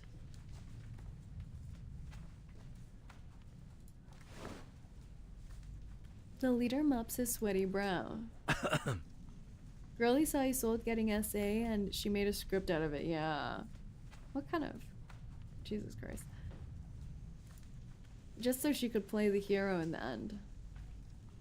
Any audience member with a modicum of knowledge would know that they're based on Miss ISOLDE, her brother Théophile, their parents, and Mr. Carl. Although Miss and Mrs. Disastrous are no longer living, and Mr. Théophile, wherever he might be, isn't the sort to criticize a piece of art, Mr. Carl will not at all be happy about this. He'd never allow us to put it on. It's absolutely slanderous. Down.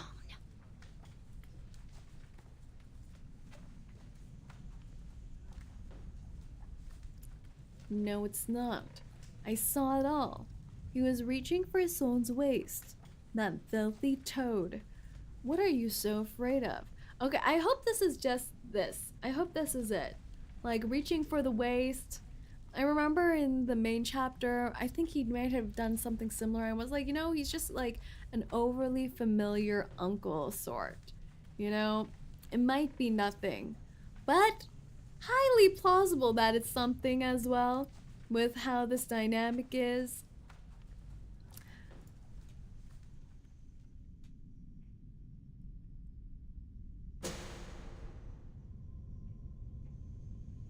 It didn't end well. I returned home with my script in hand. That doggy has no appreciation for art. He even accused me of being an untalented writer. How dare he say that I'm merely repeating the facts, and that it's just an ersatz copy of Salome. I'm a playwright. You address me as such, do you not?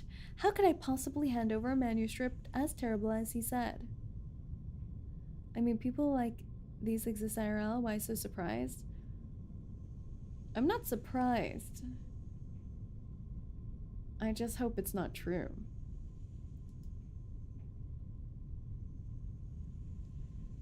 I was always by Miss ISOLDE's side. No one knew her better than I. I knew her friends, her family, and all about the... What is this? Damnable old man? And he was just as I described in the script. She too was as I described. Young, beautiful, and fragile as a daffodil. Oh, she's the best. Even aging couldn't befall her. That family curse has ensnared that nobody in her family has lived past the age of 40. We're all familiar with the events that followed. Teofil set himself on fire, and Isolde became fragile and pain-filled. She eventually received shock therapy in full view of the public. She was trembling. The pain, the look, excruciating. I've never seen her like that. I wanted to scream. I wanted to stand up and yell at Schwartz to stop the torture. I wanted to, but I couldn't move. I couldn't speak. I couldn't do anything. And guess who could? A stalker who wants so much to save her, but also watches her like an experiment. She even self-inserts herself to be 𝐂𝐡𝐚𝐭, but she can't be her. She releases your hands. Oh, yes. Her actual lover stopped it, exactly. But then I did it. I stood up. Is she self-inserting again? What is this? Oh my god, she's self-inserting again. She's scaring me. I scolded him. I ordered him to stop using that barbaric treatment. She clasped her hands together. Soon after, I raised a duel against him and won. I killed Schwartz. She's so delulu. You see, that's when I realized it was I who was her hero. My script was always correct. We became close friends after that. Meanwhile, she's just like sitting in fetal position in the corner of the class. There's no more Maggie. We lived happily ever after. Yes. I'm sure this might sound... Oh my god, and she got rid of 𝐂𝐡𝐚𝐭 and her thing. I'm sure this might sound a little different from the story you know, but you have to understand. No, it's not. You and I are different. There are clairvoyants in my family. My father had prophetic dreams, and so did I. Some say it's a hereditary mental disorder, but that's not true. In my father's notebook, on the drenched page he wrote, "This world is a false one," because he had seen the true one, the one where Evangelina's still on stage performing. He set off to find that world. She's so delulu, worst version of delulu.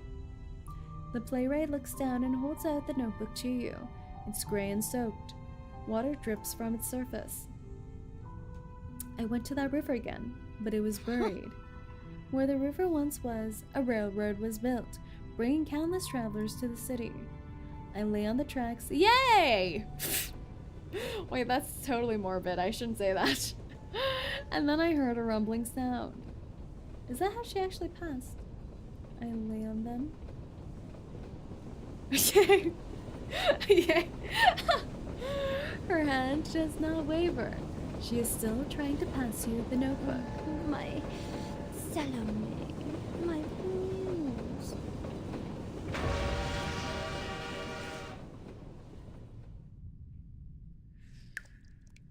The smell of river water fills the air.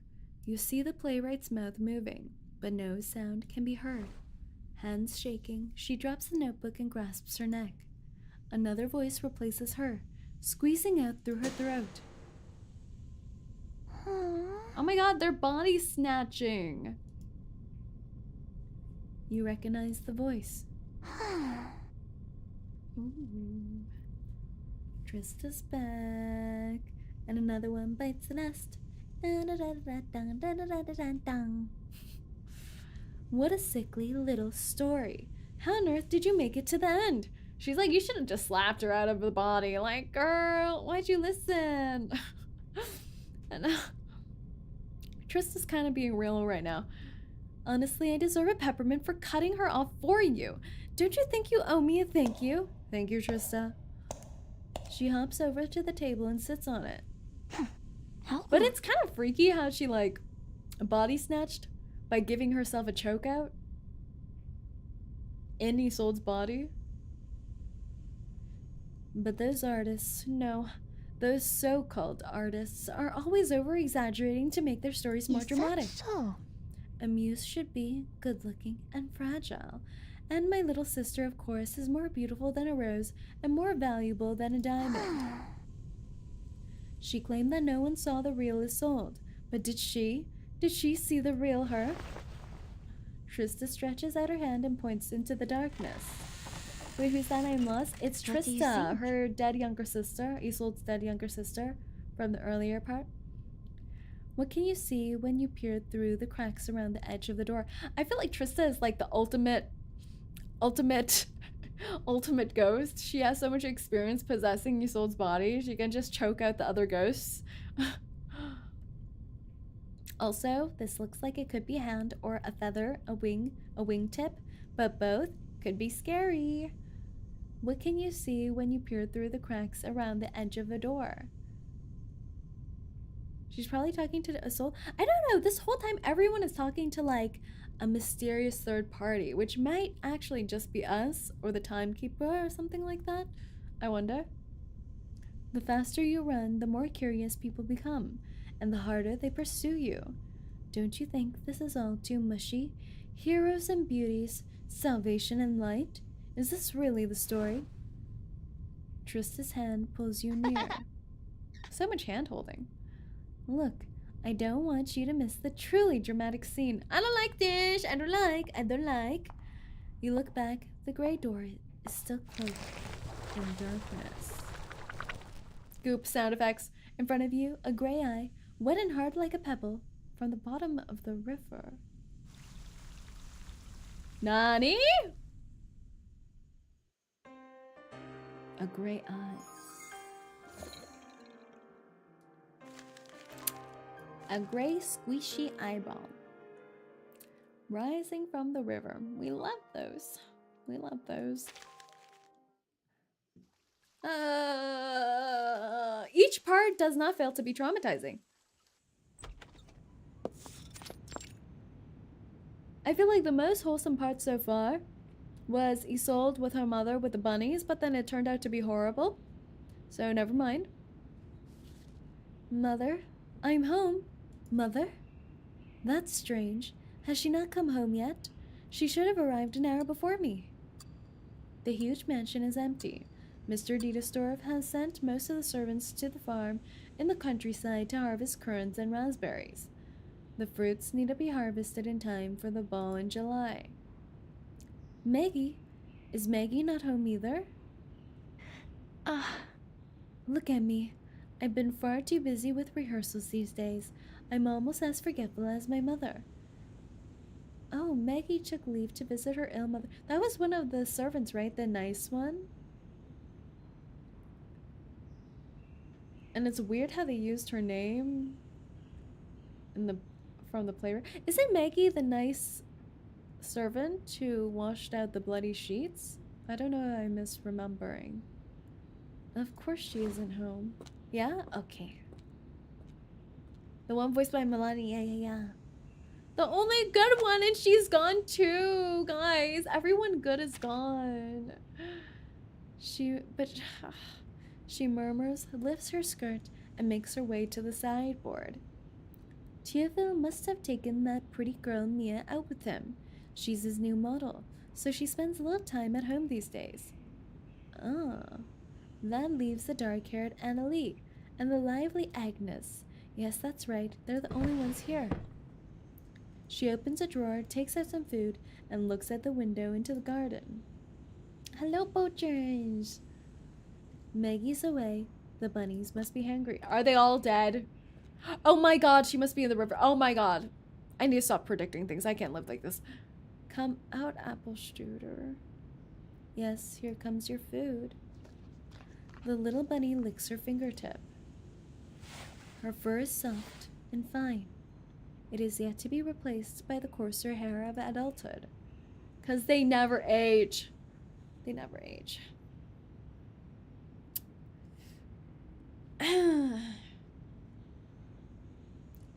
You've accompanied me to Mother for so long, and you've stabilized her condition. Yet still you go hungry. Poor little things. It's alright. But she heard what the maid said. Is she just deluluing herself as well?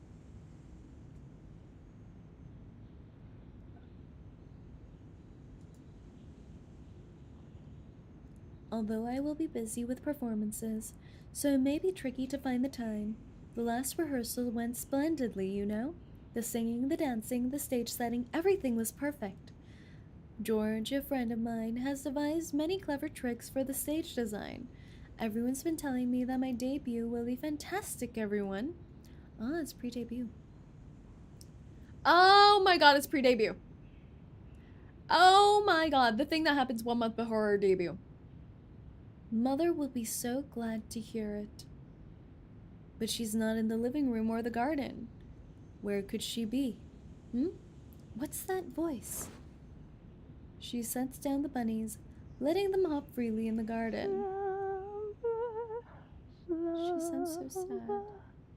Oh, my darling baby.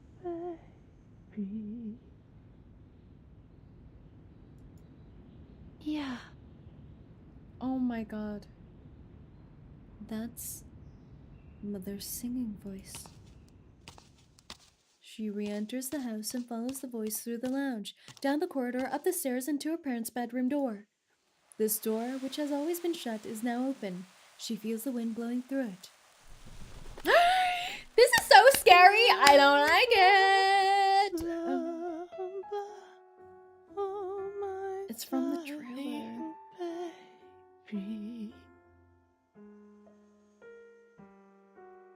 Sleep, my darling, safe and sound. It has been forever since Evangeline last sang. Vienna has all but forgotten her voice. She sings a strange and unfamiliar lullaby. It's the one from Trista. One that has been dug up from the depths of her throat. Her voice is smooth and clear, like a flowing spring.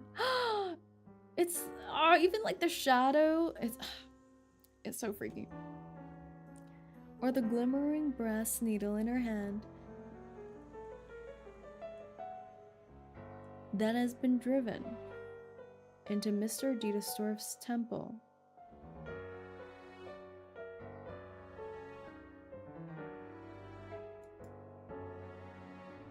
It was designed to look like a dagger, and now it is serving as a real one. Isolde's mother pulls the needle from her father's skull. Blood sprays Evangeline's face and soaks the bed sheets. It drips down and pools on the floor. She is still a superb singer, even in this moment. This reaction, too. Mother? Like a child awakening from a dream, Evangeline trembles and turns her head to see her daughter standing in the doorway. My Trista? Is that you? Oh, my dear Trista. Mama's missed you so much.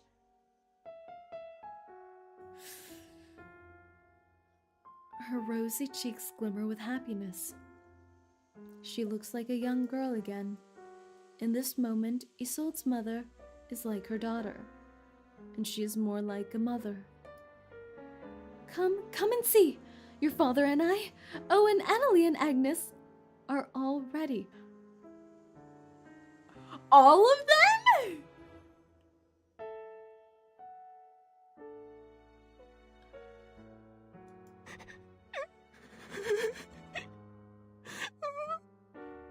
to join you. Oh, my dear Trista, how stupid I was. Just like my mother always said. I thought about it over and over again, but I didn't understand. I didn't understand it until now. You were right. You were right from the beginning. You. Evangeline regains the visage of a mother. Even her red dress looks heavier on her. She gently moves her husband's head from her lap to the bed and adjusts his body to a comfortable lying position. She gets off the bed, steps over Agnes and Annalie's body, and wraps her arms tightly around ISOLDE. Well done. You've always been my smartest, most talented child, my cheerful, clever, unique little angel. And she's still talking about Trista. Keep in mind. The world has always been nothing but a jester revolving around you, and you, the giggling queen.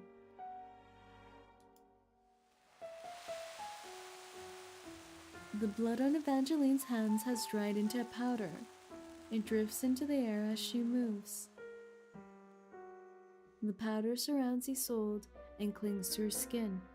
It immediately causes a rash where it lands, making her itch and burn. She raises her head. Wind rattles through the window and into the room. She sees the wavering treetops outside and smells the sweet June flowers. So this is what a father was afraid of. Yes, and he should have been afraid. The smell of blood is so strong here that, were it to escape through the window, it would make any passerby crinkle their nose, and then people would find out what had happened.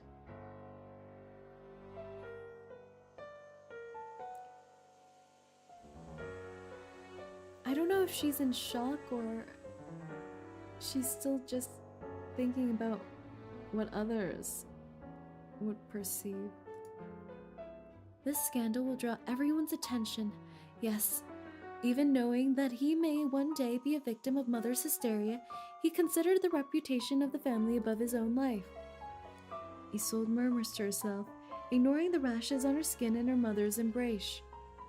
She feels blood in her nose and that squeezing pain in her lower abdomen, just like that night when she was Close the 6. window. Close the window. Close the window. I hate this so much. And what was that ripping sound effect, like he ripped through her? Oh my god.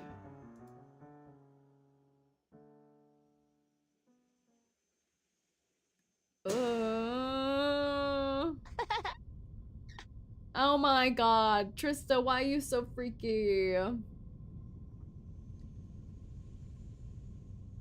Wait, but then her mother has to...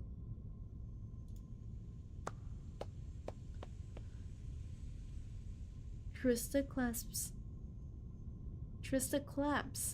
her chin high with pride. I'm rather good at telling stories, aren't I? Did you notice the connection between the two? They even ended in the same way. A follow-up? Oh dear, don't tell me you've forgotten already. Didn't that playwright tell you what happened next? Not long after, before my father's burial, my mother drowned herself in that shallow pond in our garden. How pitiful.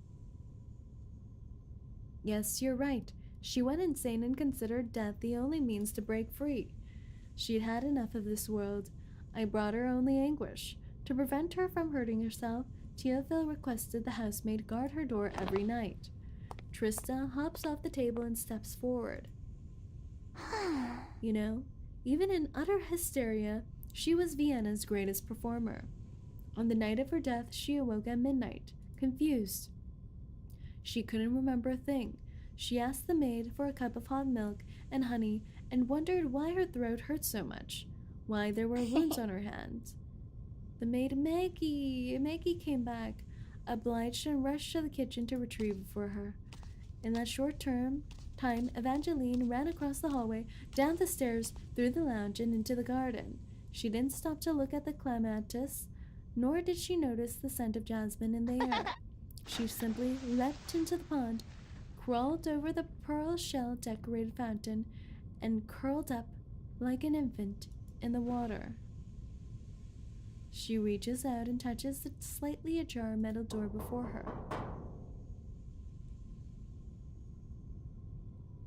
With the knife in the handle.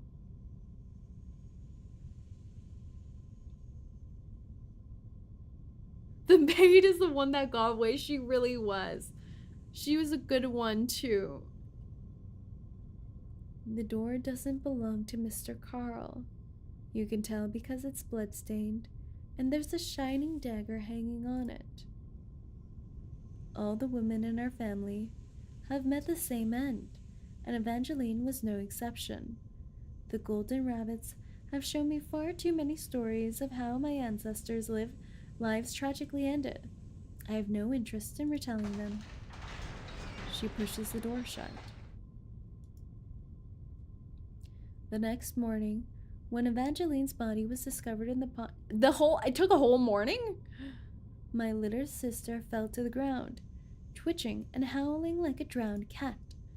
On that day, the hysteria that had once haunted my mother well and truly manifested itself in my sister. Trista smiles and strokes the face that she shares with her sister. Do you remember what I said? That my little sister isn't a real actress? No. Well, that's not true.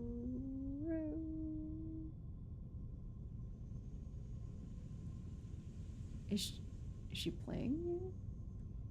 Or rather, not entirely sure.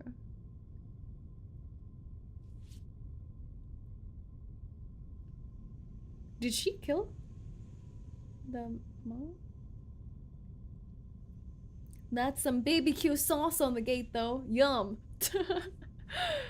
She is, in a way, the most superb actress and liar I've ever seen. It's just a pity that she did it so well.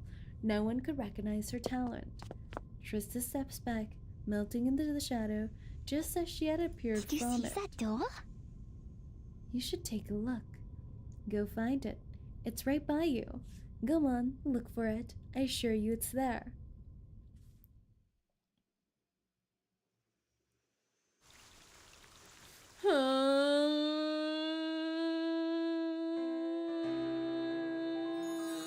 Theory time! I think she may have killed the mom. I think so. All of us, I really need to do something with my sleep schedule, and now it's over! Your sleep schedule is doomed. Be doomed with us. Take many nap. After a brief search, you find the door. Oh, it's cute now that there's no BBQ sauce and ketchup here. Got some little birds. How is that bird even standing there with all the pointy stuff? Don't know. Fake bird. A door of distress. There are white candles burning beside it. You hear the whimpering sobs of someone's family and friends. A door of warmth. There are birds perched on it. They are chirping cheerfully. You push the door. It opens. Oh, green barb! It must be 𝐂𝐚𝐭.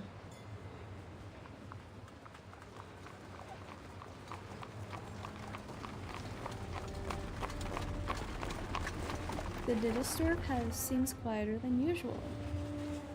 The parrot and the nightingale, yeah. Those who pass by do so hurriedly, lest some of its misfortune rub off on them. ISOLDE. Oh, she has the same feathers in her hat. If you ever need someone or anything, I'm right here for you. Call me anytime. The company and support of friends are most important, especially during this time. And if you feel uncomfortable at home, you're more than welcome to stay in my clinic. She turns back to ISOLDE, who is standing by the gate. She is elegant and upright as always. Her body slender, her face pale, her eyes black. Thank you for your concern. It's all right.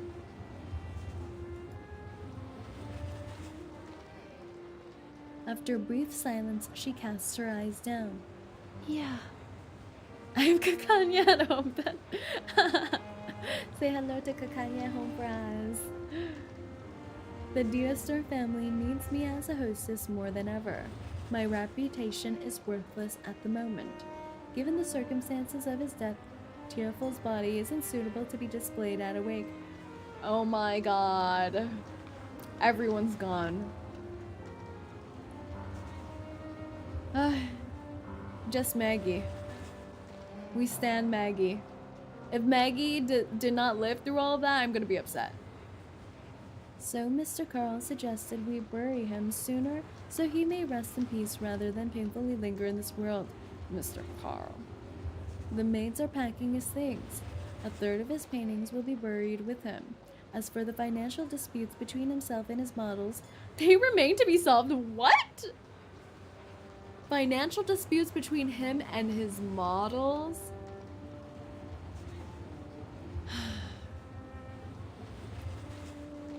When the rich perish, everyone is just a parasite.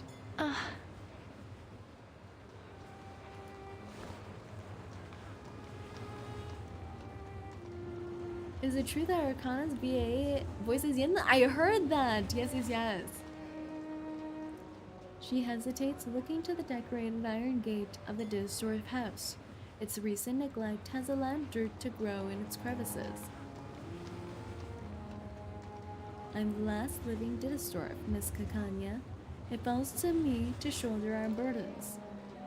I can't live like this. I can't let my wandering loom control me anymore. The fainting, the convulsions, those visceral disturbances. I will not allow myself to become some horrific lunatic. ISOLDE. I've decided to accept Mr. Not the stupid Dr. Schwartz's treatment.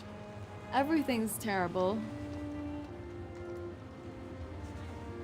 Times are different now.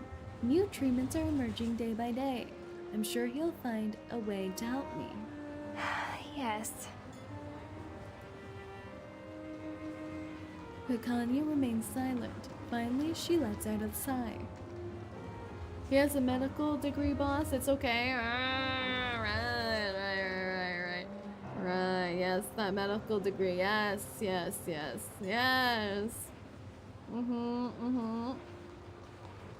I really don't think Schwartz is the best doctor for you. You're a disastrous. For goodness sake, not some commoner. He's only trying to use your status to gain profit and attention. That's why he insisted the treatment process be open to the public. He's an exhibitionist. But as your friend, I respect your decision. And I completely understand why you chose to accept the treatment. Just know that you have the right to stop him at any time. Please, ISOLDE, as soon as you feel any discomfort, any pain, promise me you'll tell him to stop. Can I do that? Oh! She doesn't even know that she can tell people what she doesn't like.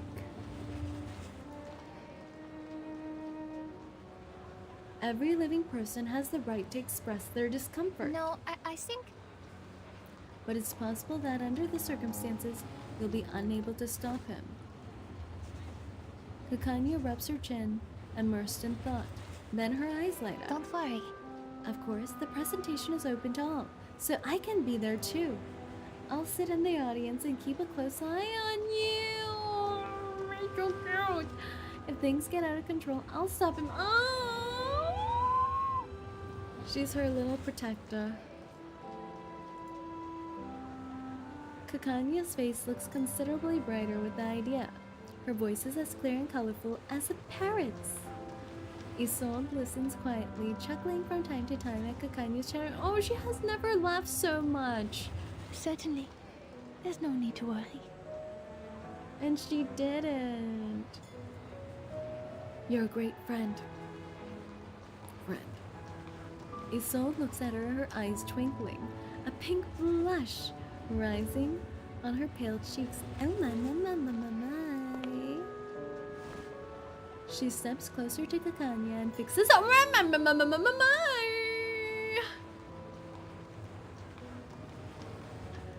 She steps closer to 𝐂𝐚𝐭 and fixes her collar, as she has done countless times before.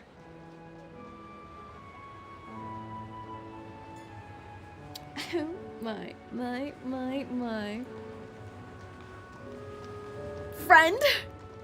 Friendship nowadays. Such a glorious friendship. By the way, when you were in the house just now, did you notice a door? A door? Puzzled, her eyes dart towards ISOLDE to the gate and back. What kind of door? Just an ordinary door. There's nothing special about it. Huh? She blinks in confusion. You mean... I don't get it, ISOLDE. There are many doors throughout your home. Which one are you referring to? Nothing. Forget it. It's not important. Having dealt with the collar, ISOLDE pulls back her hands and steps back behind the gate. It's getting late. You should head home. The door. Is that the time? You're right. I should go. I have a visitor, who requires the help of my witchcraft. Thanks for reminding me. Then I shall take my leave. Lowering her hat, 𝐂𝐿𝐴 leaves with her suitcase in hand. She quickly blends into the ground. The maid steps forward and starts to close the huge metal gate. Miss 𝐂𝐿𝐴, wait! ISOLDE's voice sings out above the squeaking of the gate. She notices the green feather in 𝐂𝐿𝐴's hat flick in the crowd. Yes, you called me? Yeah. If Mr. Schwartz's therapy does not work, could you please treat me? Of course. Oh. Now the feather jiggles cheerfully. 𝐂𝐿𝐴 swims against the current, returning to the gate. Oh my god! Oh, it's the same photo! When she first saw another path. You're my greatest friend in all of Vienna. I'd be more than happy to help. Oh, the parrot by the gate. Oh. Reg, I hope I'm saying that right, Mazzino. Welcome to the Rinterns. Thank you so much for the membership. Welcome to the basements. Cuddle up with your fellow prisoners. A golden key. I don't like the key thing. After what her mom did with the key, I don't like the key thing. Let's just get rid of the key. No keys. Open door policy. And that imagery in the last chapter, when she was saying bye to 𝐂𝐿𝐴 and the gates were closing in on her. And then her coming back to the gate.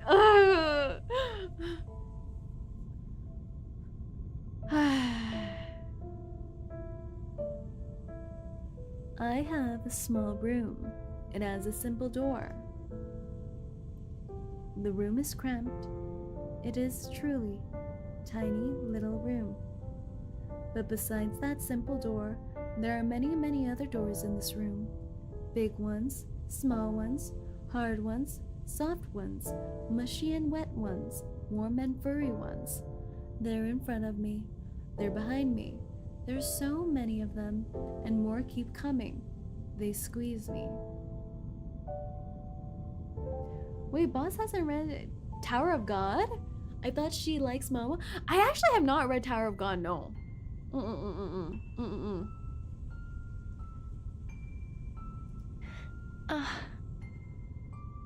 I remember, didn't they make an anime of it too?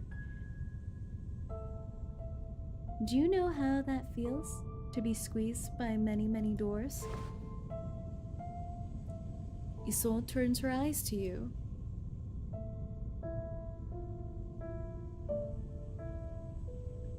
Have you read... What does that one stand for? ORV? I remember I read like some really old manhwa that's about like beating people up. But it hasn't been continued forever. I'm reading the train arc now myself. I got into it very late. Oh, it's so sad. omnipotent reader's viewpoint. I have not! What is this? I have not. Wait, I'm gonna write this one down. Please hold ISOLDE with the doors. Hold the door. Hold the door. Hold the door. I've been reading like a lot more short ones lately is the thing. Nippo. Xian to we door. Okay, I look it up after. I suppose no one in the world has felt what it's like. No one would ever place so many doors in one room. Door after door lies on me, compressing me until my skin, my flesh, and bones squeak under the pressure.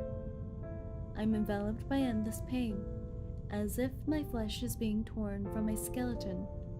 When I was a little girl, I read a story about a princess who tried to sleep on 100 layers of mattresses, yet was still kept awake by a single pea beneath them. My father called her the true embodiment of a princess, a good maiden with noble virtue and the most delicate skin in the world. He said that I should be such a lady, both sensitive and polite. What's wrong with this guy?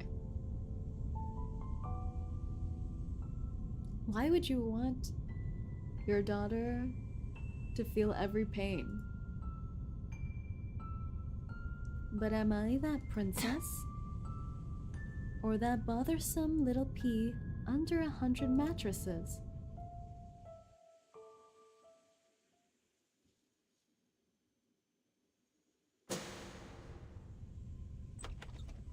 Oh. Oh. The little dog door. Her mother's back to see Trista through her little door. Baby, my child, my darling. Mother hugged me, as she always did when overtaken with despair. Teofil had grown up and Trista was long gone, so I was her only choice. The day prior, her hysteria had burst out at a banquet, making her shame all the more potent. That's why she came to my room and held me close. Listen, child. You must always remember Mama's words. Don't you ever forget. You have to be careful. Don't allow others to see your vulnerability. Don't cry. Don't scream. Don't lose control. Don't make a fool of yourself. Your true self is filthy. Reveal it and it will hurt you, even kill you. Girl, you suck. Everyone sucks. Everyone's terrible. Her hands squeezed my arms, quivering.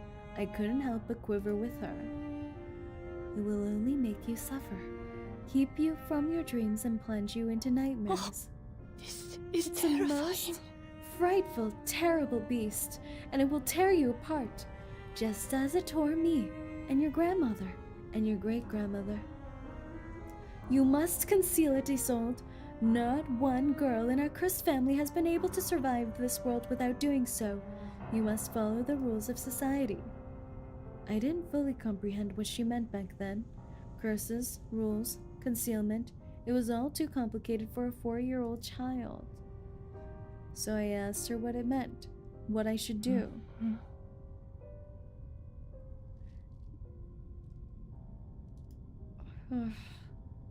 Then you remember you still put on the Manus mask? Yeah.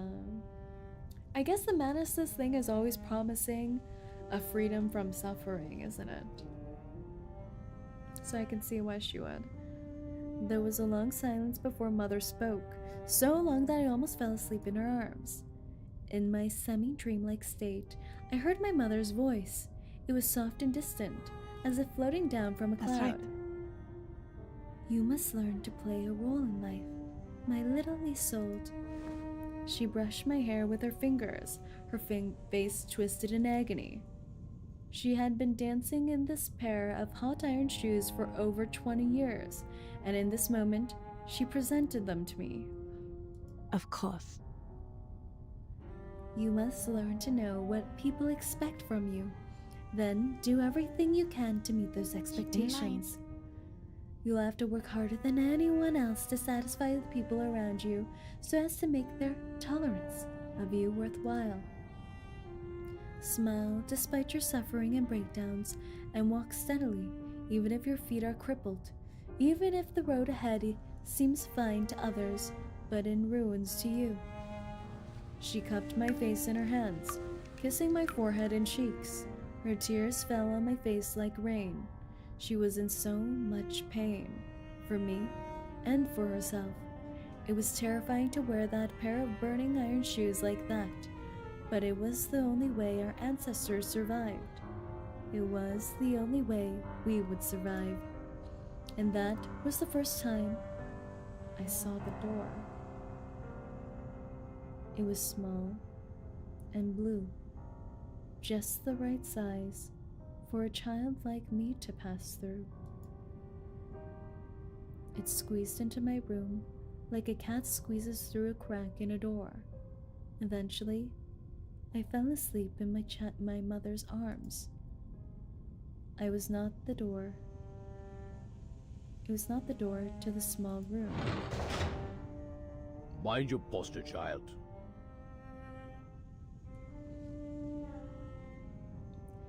That's right. Scoop up the soup 100 times. It was then that I saw the second door. You've done well, my child, see? Your hands have stopped shaking. Mr. Carl stood by that door. His figure was formidable. I kept my distance. I didn't like Mr. Carl. I respected him, but I feared him. He seemed so tall to me, grander than a palace, more oppressive than a mountain. He just big, bruh. He haunted my every nightmare. In those nightmares, he was an entrance to a wide, luxurious ballroom. It was filled with faceless people, all staring at me silently. Sometimes I was disheveled, barefoot or naked, but I was always scrambling to cover myself up, to hide my shame. It's the door to the Didastorf house, and I am the last remaining Didastorf. It is mine alone. Of course, it's in my room. It isn't the door to the small room either.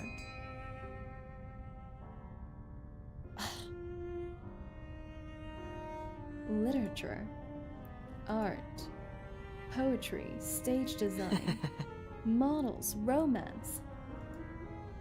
I've never paid much attention to their conversations, but these words summarize the majority of their topics. You mean? Oh, what do you think, Heinrich? Teofil is an enthusiastic and perhaps kind-hearted person. He understood himself to be a noble man and a brother. I cannot deny that he fulfilled his obligations, nor can I deny his foolishness. He spent his days indulging in his pleasures with blissful decadence. He brought me gifts, like Mayer's hound brought her its prey, and his eyes glittered just like the hound's did. I would thank him and take his gifts, which greatly inspired him to go on the hunt once more. As I'm sure you can tell, he was easily pleased. We had a simple relationship. Hey, why don't we start an organization together? I just thought of an excellent name. Is Heinrich a friend of mine or my brother? How did we even become to be friends? Our parents were close. He and Teofil grew even closer. We'd spent long holidays on each other's estate since we were children. The square. How time had flown. That little chatterbox had become taller than I. His fervor for conversation, although sometimes grating, was not without benefit, however. He introduced me to many new faces. Of course. Agreed.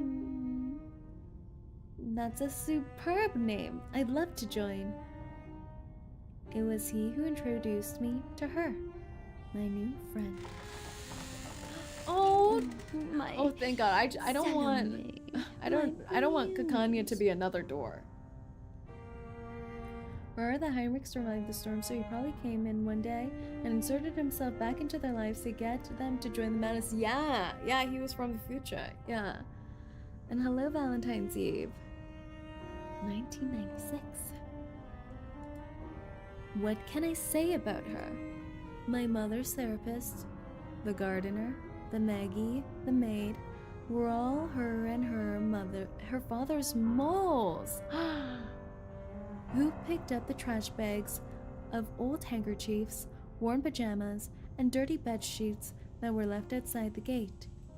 Who ate the dead rabbit that signaled my birth?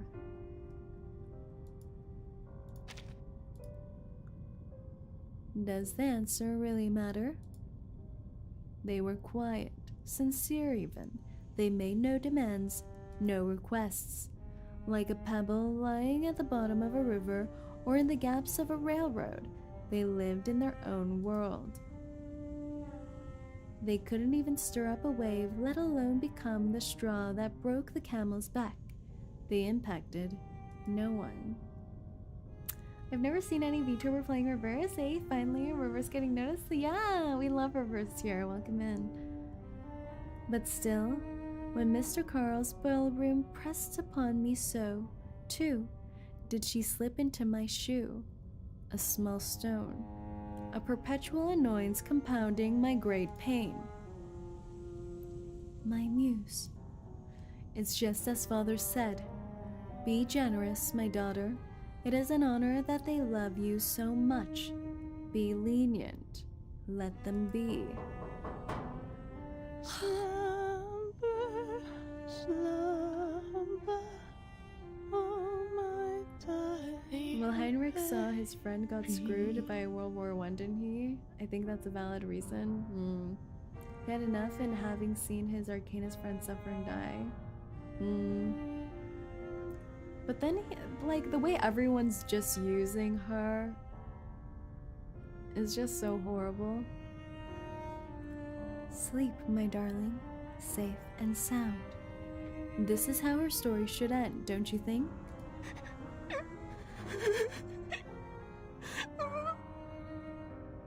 My darling baby, Trista, Isolde. I keep hearing things. My heart is broken. My joints are screaming. No, not my joints, my spleen. It feels as though it's ruptured, and there are a million voices shouting in my head. What should I do? What should I do? You need to help me. No, who can help me? She was in so much distress. She did do it. So much pain. My mother. My Evangeline. She could no longer hold her baby. She could no longer live in the illusion of a forever young Apfelstrudel and bloom. She was like an overfilled glass of wine that finally spilled over, staining the clothes of everyone at the table. This is salvation. Salvation. My dear, dear. The world is filthy. Just breathing is torturous.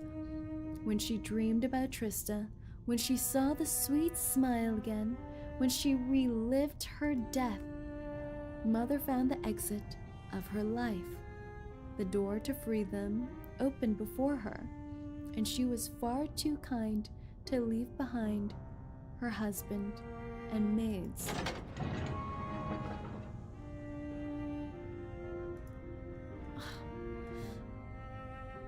Not the parent gate. That one's supposed... Oh.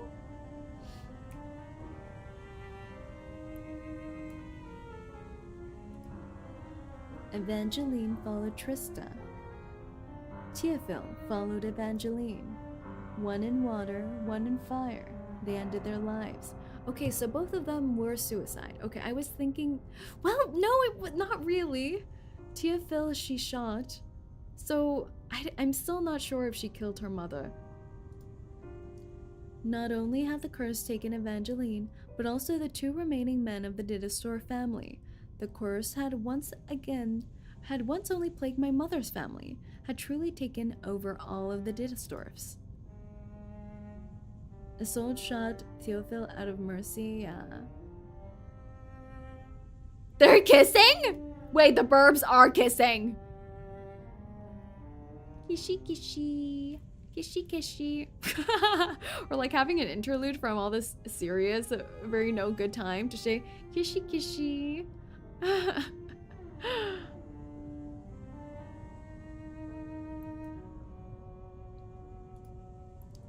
People started looking at me with pitiful and prying eyes.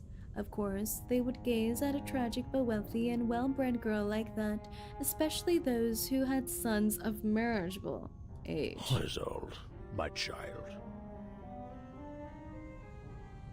Why is this happening to you? Why are you still here? First your father, then your mother, and now Teofil. Mr. Carl wiped his tears with a white hanky, his face ruddy and full, like a peach. The sincerity of his response made him almost charming. Was he always this way? Where was that stern, harsh gentleman from my memory? I thanked him, I consoled him, I shook his hand. This was the Carl my father saw, wasn't it? I was an adult then. He was treating me as such. ISOLDE. Are you all right? Luckily, there were some more welcome visitors. A different kind of friend. A friend who stood by my side, a sincere, worried expression on her face. Yes. Call me any time, no matter how late it is. Don't hesitate, all right? By the way, when you were in the house just now, did you notice a door? You mean... I call you now, it is late. Pequeto. A door? What kind of door?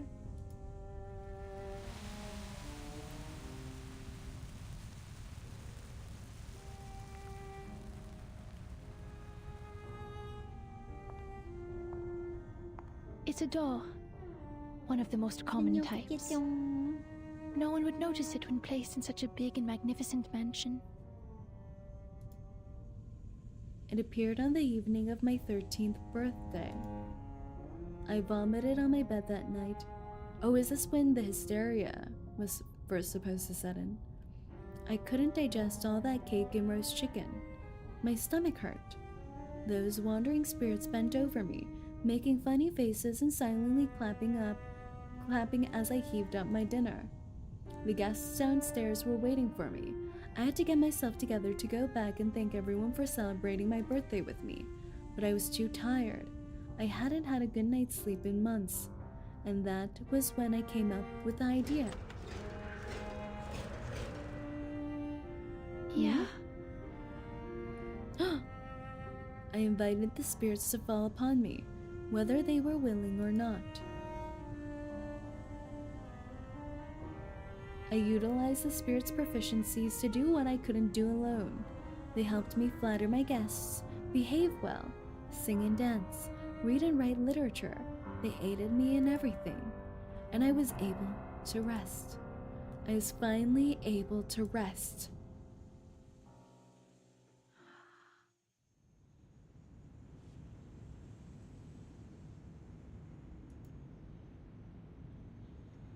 Teofil's funeral is over.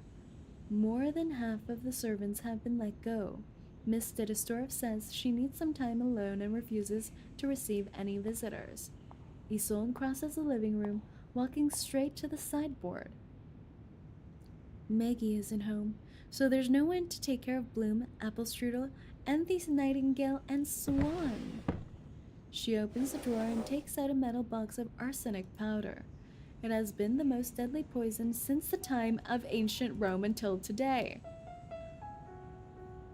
They're my responsibility now.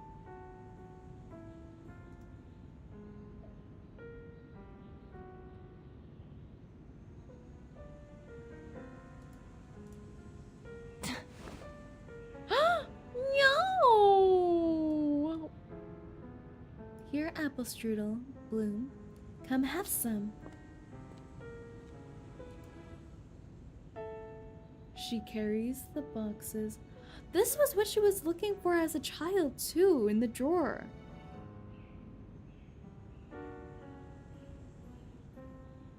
When she was overhearing the maids. She carries the box over to the tea table by the window and places the box on it. being graceful, be self-restrained, and being kind to others. She tilts the teapot and watches the tea flow into the cup. Be compassionate, especially towards the less privileged. It's alright. There's nothing to be afraid of. You have the right to leave this ruined world. We must be an example for our people. Oh dear, you're twitching. It's alright, I'll hold you. We must. 𝐂𝐴TLE drops her eyes. The arsenic powder dissolves into the hot tea as if it had never existed. She raises the teacup and slightly lowers her head. We must be virtuous and dignified, as benefits our status, Teofil. In the teacup, her charred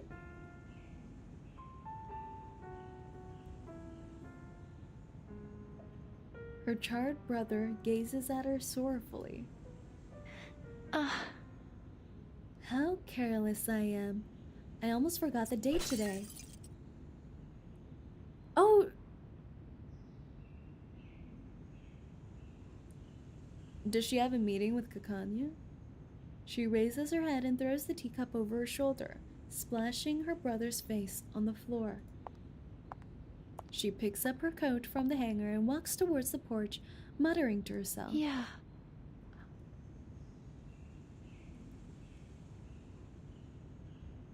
My new doctor, my 𝐂𝐴TLE. Dr. 𝐂𝐴TLE.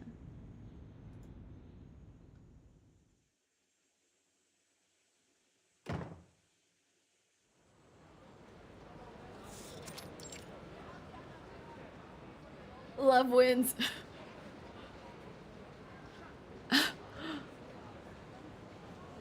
Oh, it appears I've arrived a little early. My is a strong word indeed, right? It is good etiquette for a lady to arrive early to an appointment. It's alright. I can wait. I have patience. Miss 𝐂𝐴TLE. Oh, I suppose I should call her Dr. 𝐂𝐴TLE from now on. She looks up at the closed door. Oh, this is 𝐂𝐴TLE's office. There's no sign indicating that this is the consultation room. Oh, right, she doesn't have a medical license. So she's painted the door this color so that the patients can tell where she is. How very clever. As she waits, 𝐂𝐴TLE murmurs softly to herself. There are so many doors in this world. Is Dr. 𝐂𝐴TLE a door too? What kind of door would she be, I wonder? Would it be green or shining like silk? Perhaps. She is interrupted by a familiar voice. ISOLDE!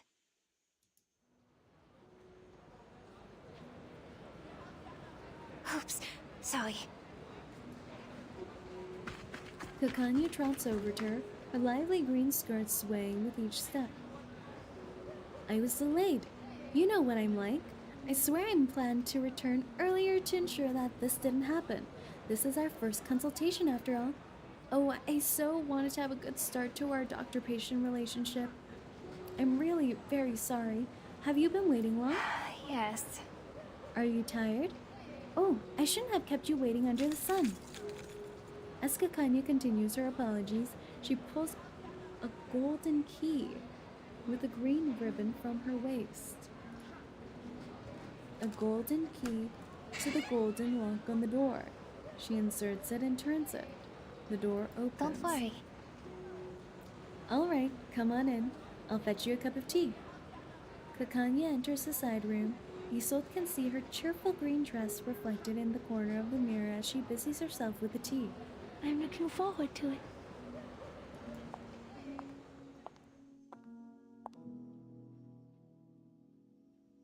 There she is, reflected in the Winkler's mirror, the daughter of a mirror seller, Clara, Dr. 𝐂𝐴TLE. She's not a door. I was wrong. Very wrong. She is a key. The key that will finally unlock my door.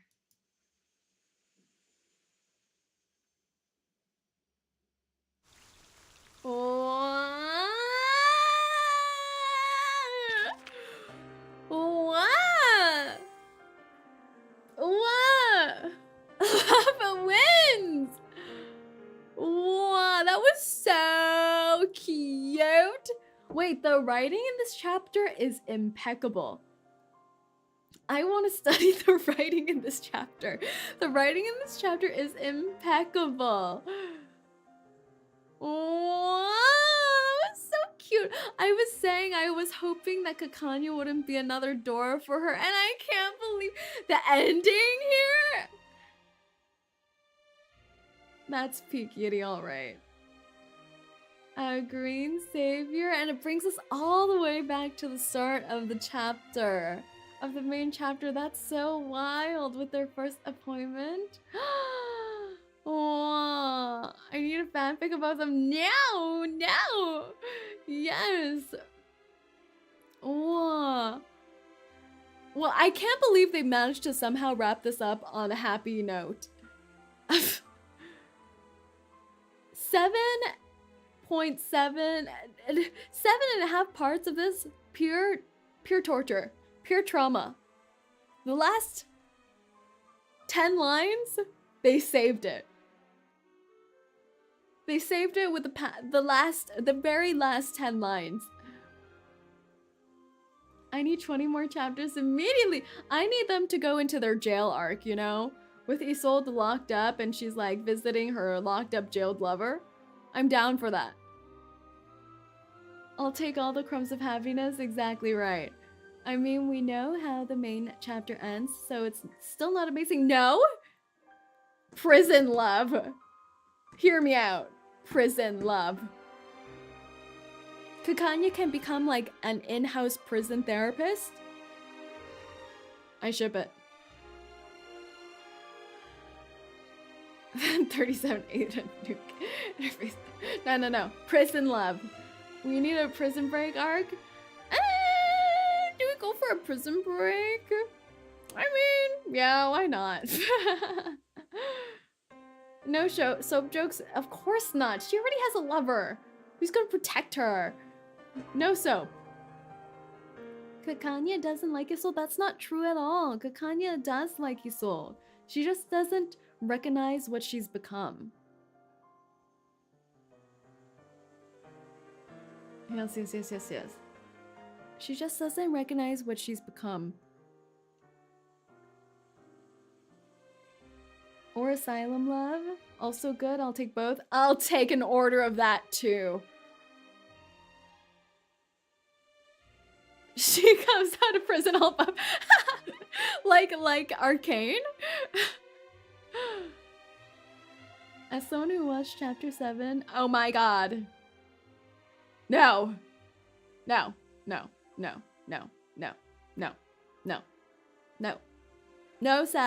no.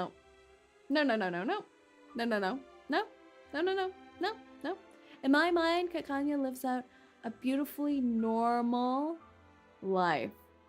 She's like the spark of normal that ISOLDE needs. If she also has a tragic backstory, oh my god, Lord.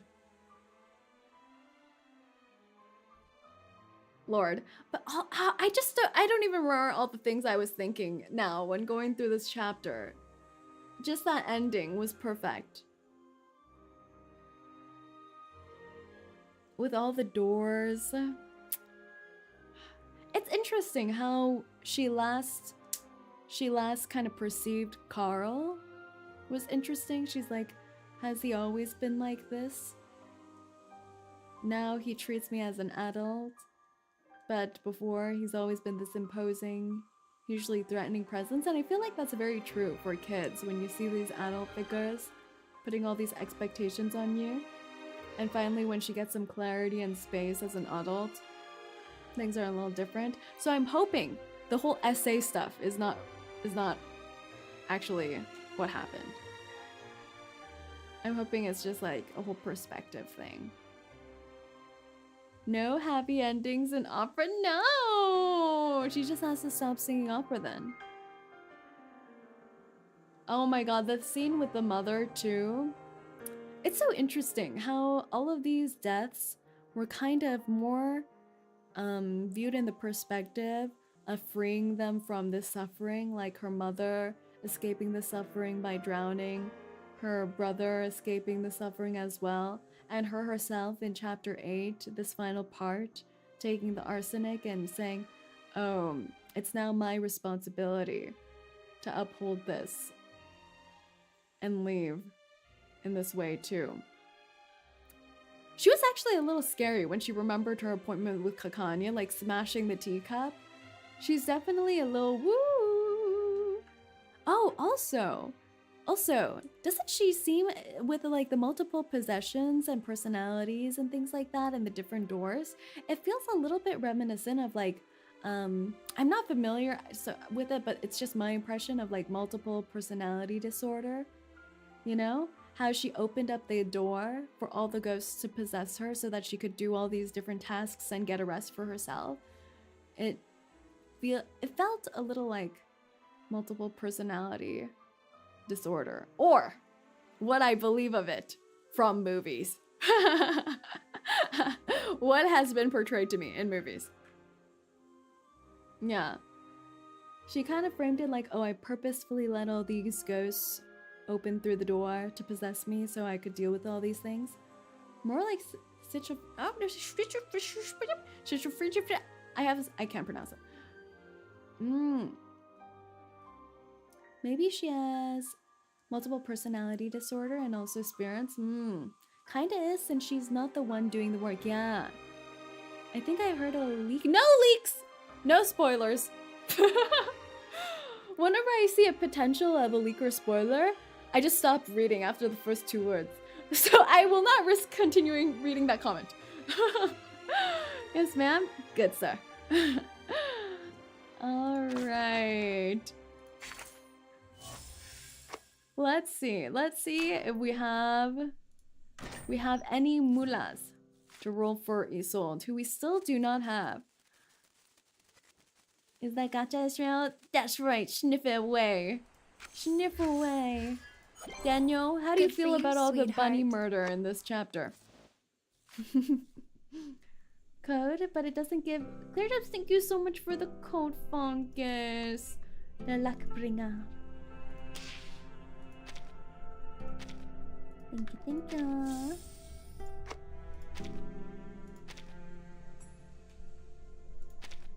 Okay, poke. I have my wooden dolls as assistants, and I remember... Do I have mullah? No, I'm poor. Do I have mullah? No, I'm poor. Do I have mullah? No, I'm poor. Do I have mullah? No, I don't. Do I have mullah? Greetings. No. Today your shirt matches the color. No money, nowhere.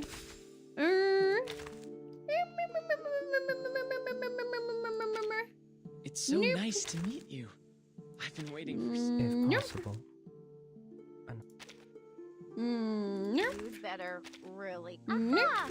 Welcome to Conchita.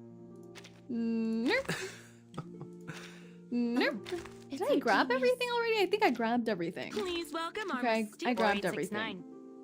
Okay, let's see. Ayu. Do we have enough for 30 or just 20? You know what? Actually, after this whole character story, I like after the main story was like, you know what? She kind of like crazy. We can't fix her. But now from her character story, I'm like, we can't fix her, but I still love her. You know? Check the Green Lake shop. Oh! Green Lake shop. Oh my god. Oh my god. The goods. I have claimed the goods. All right. Let us commence. Actually, let me just take a quick look. My next one is a guaranteed. I know that for certain because of what happened last time. Ah!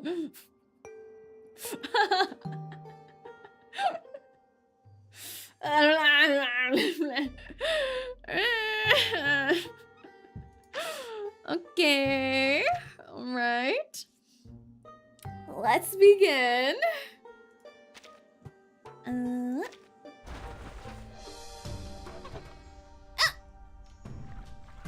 think it's a 5.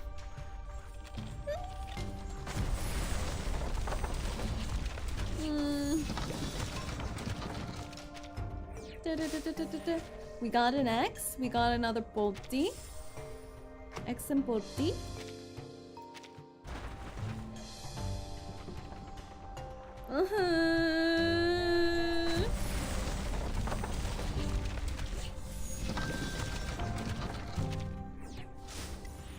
Oh! It's been a while since I had a tenant copy. It's been a while since I had a tenant copy. I'm poor! Wait.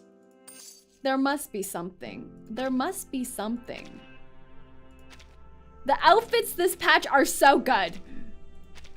I'm suddenly so... I need to stop malfunctioning.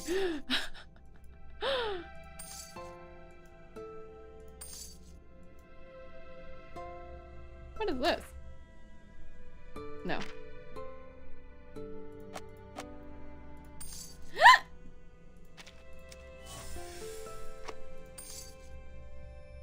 Boo, boo.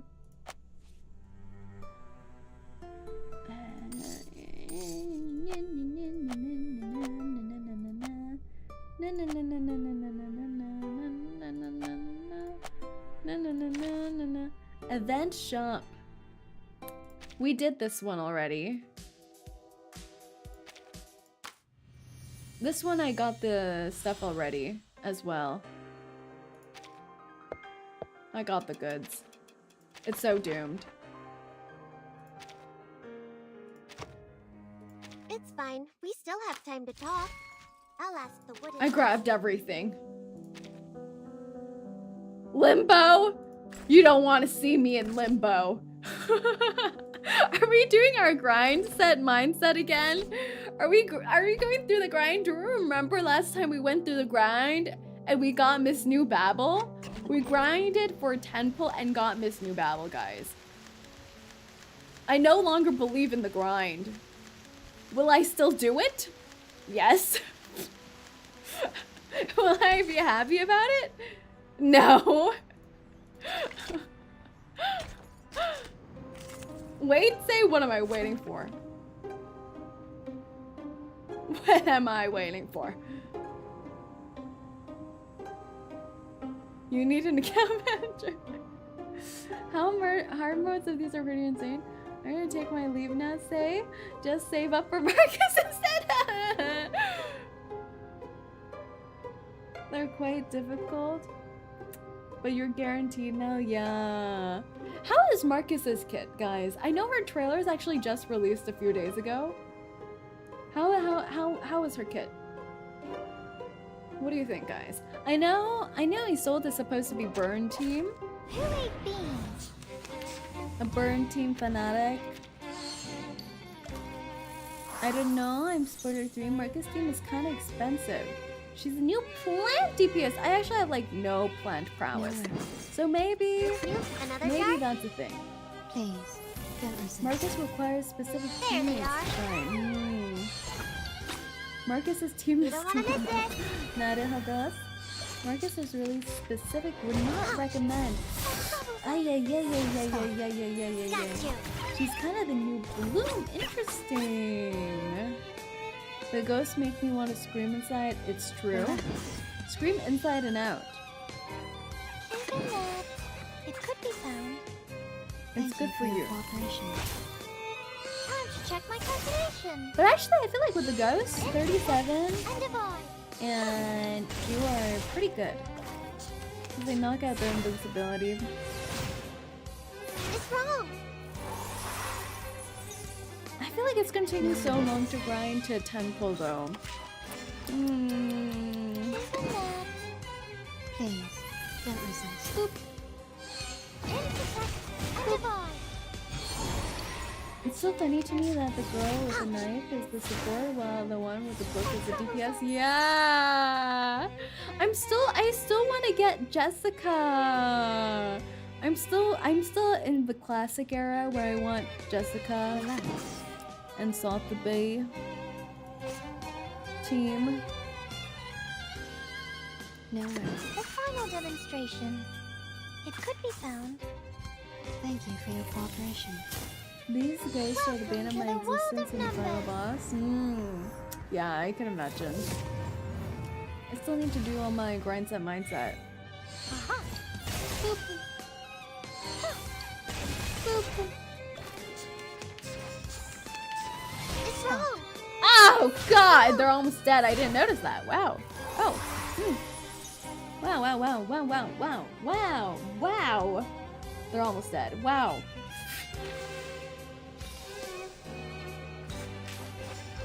Relax. How shocking. Perfect argument. It's newly made this year. Poison's still good. Yeah, I want to run Poison Team. But I have no one built for Poison. Enjoy. Oh my god, did I just waste the 3-star thingy? I think so. Jessica is the spat of the Poison Team. Ooh. I also need Jessica. I already have Sotheby. There's so many like off banners now that I still want. What are we doing here? No worries. Another jar? Infinite. Please. They've done everything. That's absolutely Let's blessed. get it I over quick. know. It makes Check no my sense. calculation. Ah! Ah! Okay then. I can't Oh. wait anymore. That's exciting. That's exciting. For sure.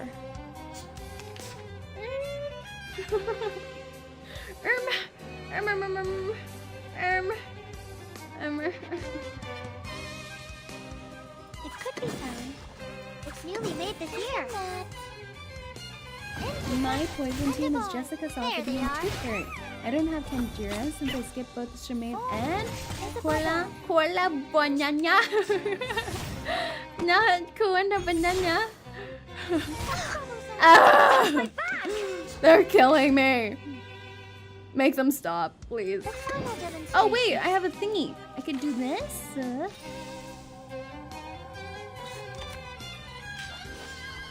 I'm just such an anti-healing They're person just little guys. that I never notice how Welcome to the low world their of health is numbers. until they're almost dead. And I'm like, well, crap. I need to build up someone who's strong at shields. Whoa, really? Is that Miss New Babel? Would that be potentially Miss New Babel?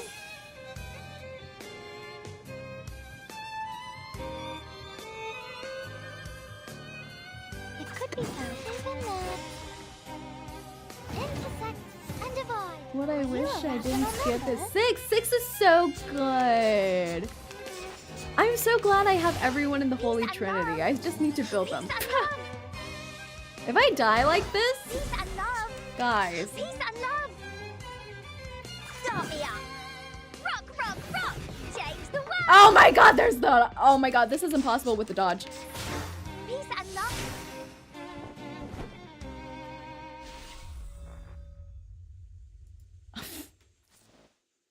Yenny has a strong shield boss. Oh, but the... Try Limbo. I don't want to show anyone my Limbo. Don't look at it. I will never show you. You can't make me. I'm gonna roll solos.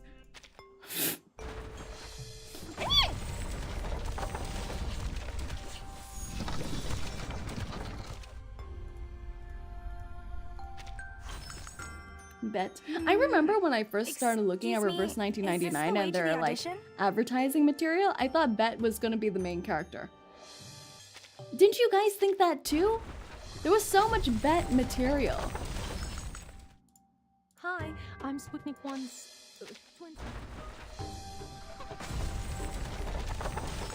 How are you? Greetings, Apple? madam. I'm here.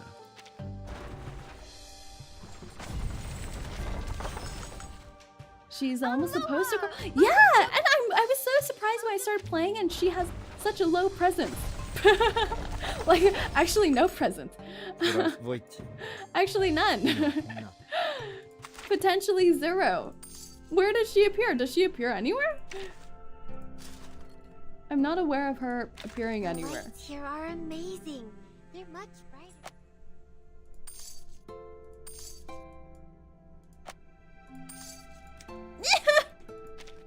Alright, guys. Alright then. Alright then. Thank you so much for coming to today's stream. We finished all of the small room just in time. ISOLDE Character Story. Many, many, many things to discuss about that. I need to absorb and mentally heal myself first, though. I got the YouTube ads as soon as she said advertisement. I summoned them. Thank you for the stream today. Of course.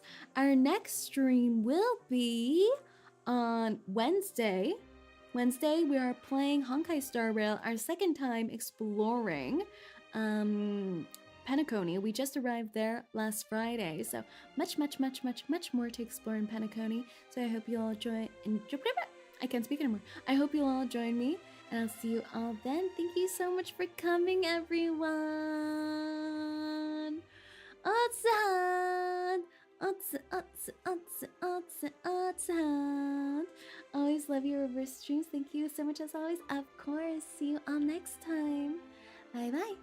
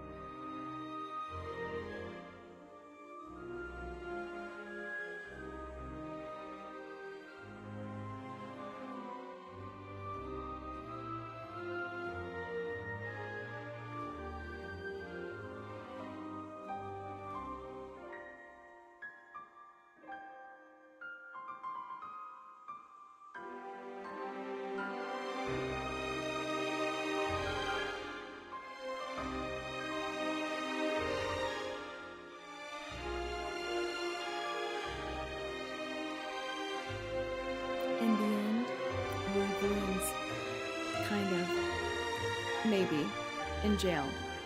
Perhaps. Go Yiddy!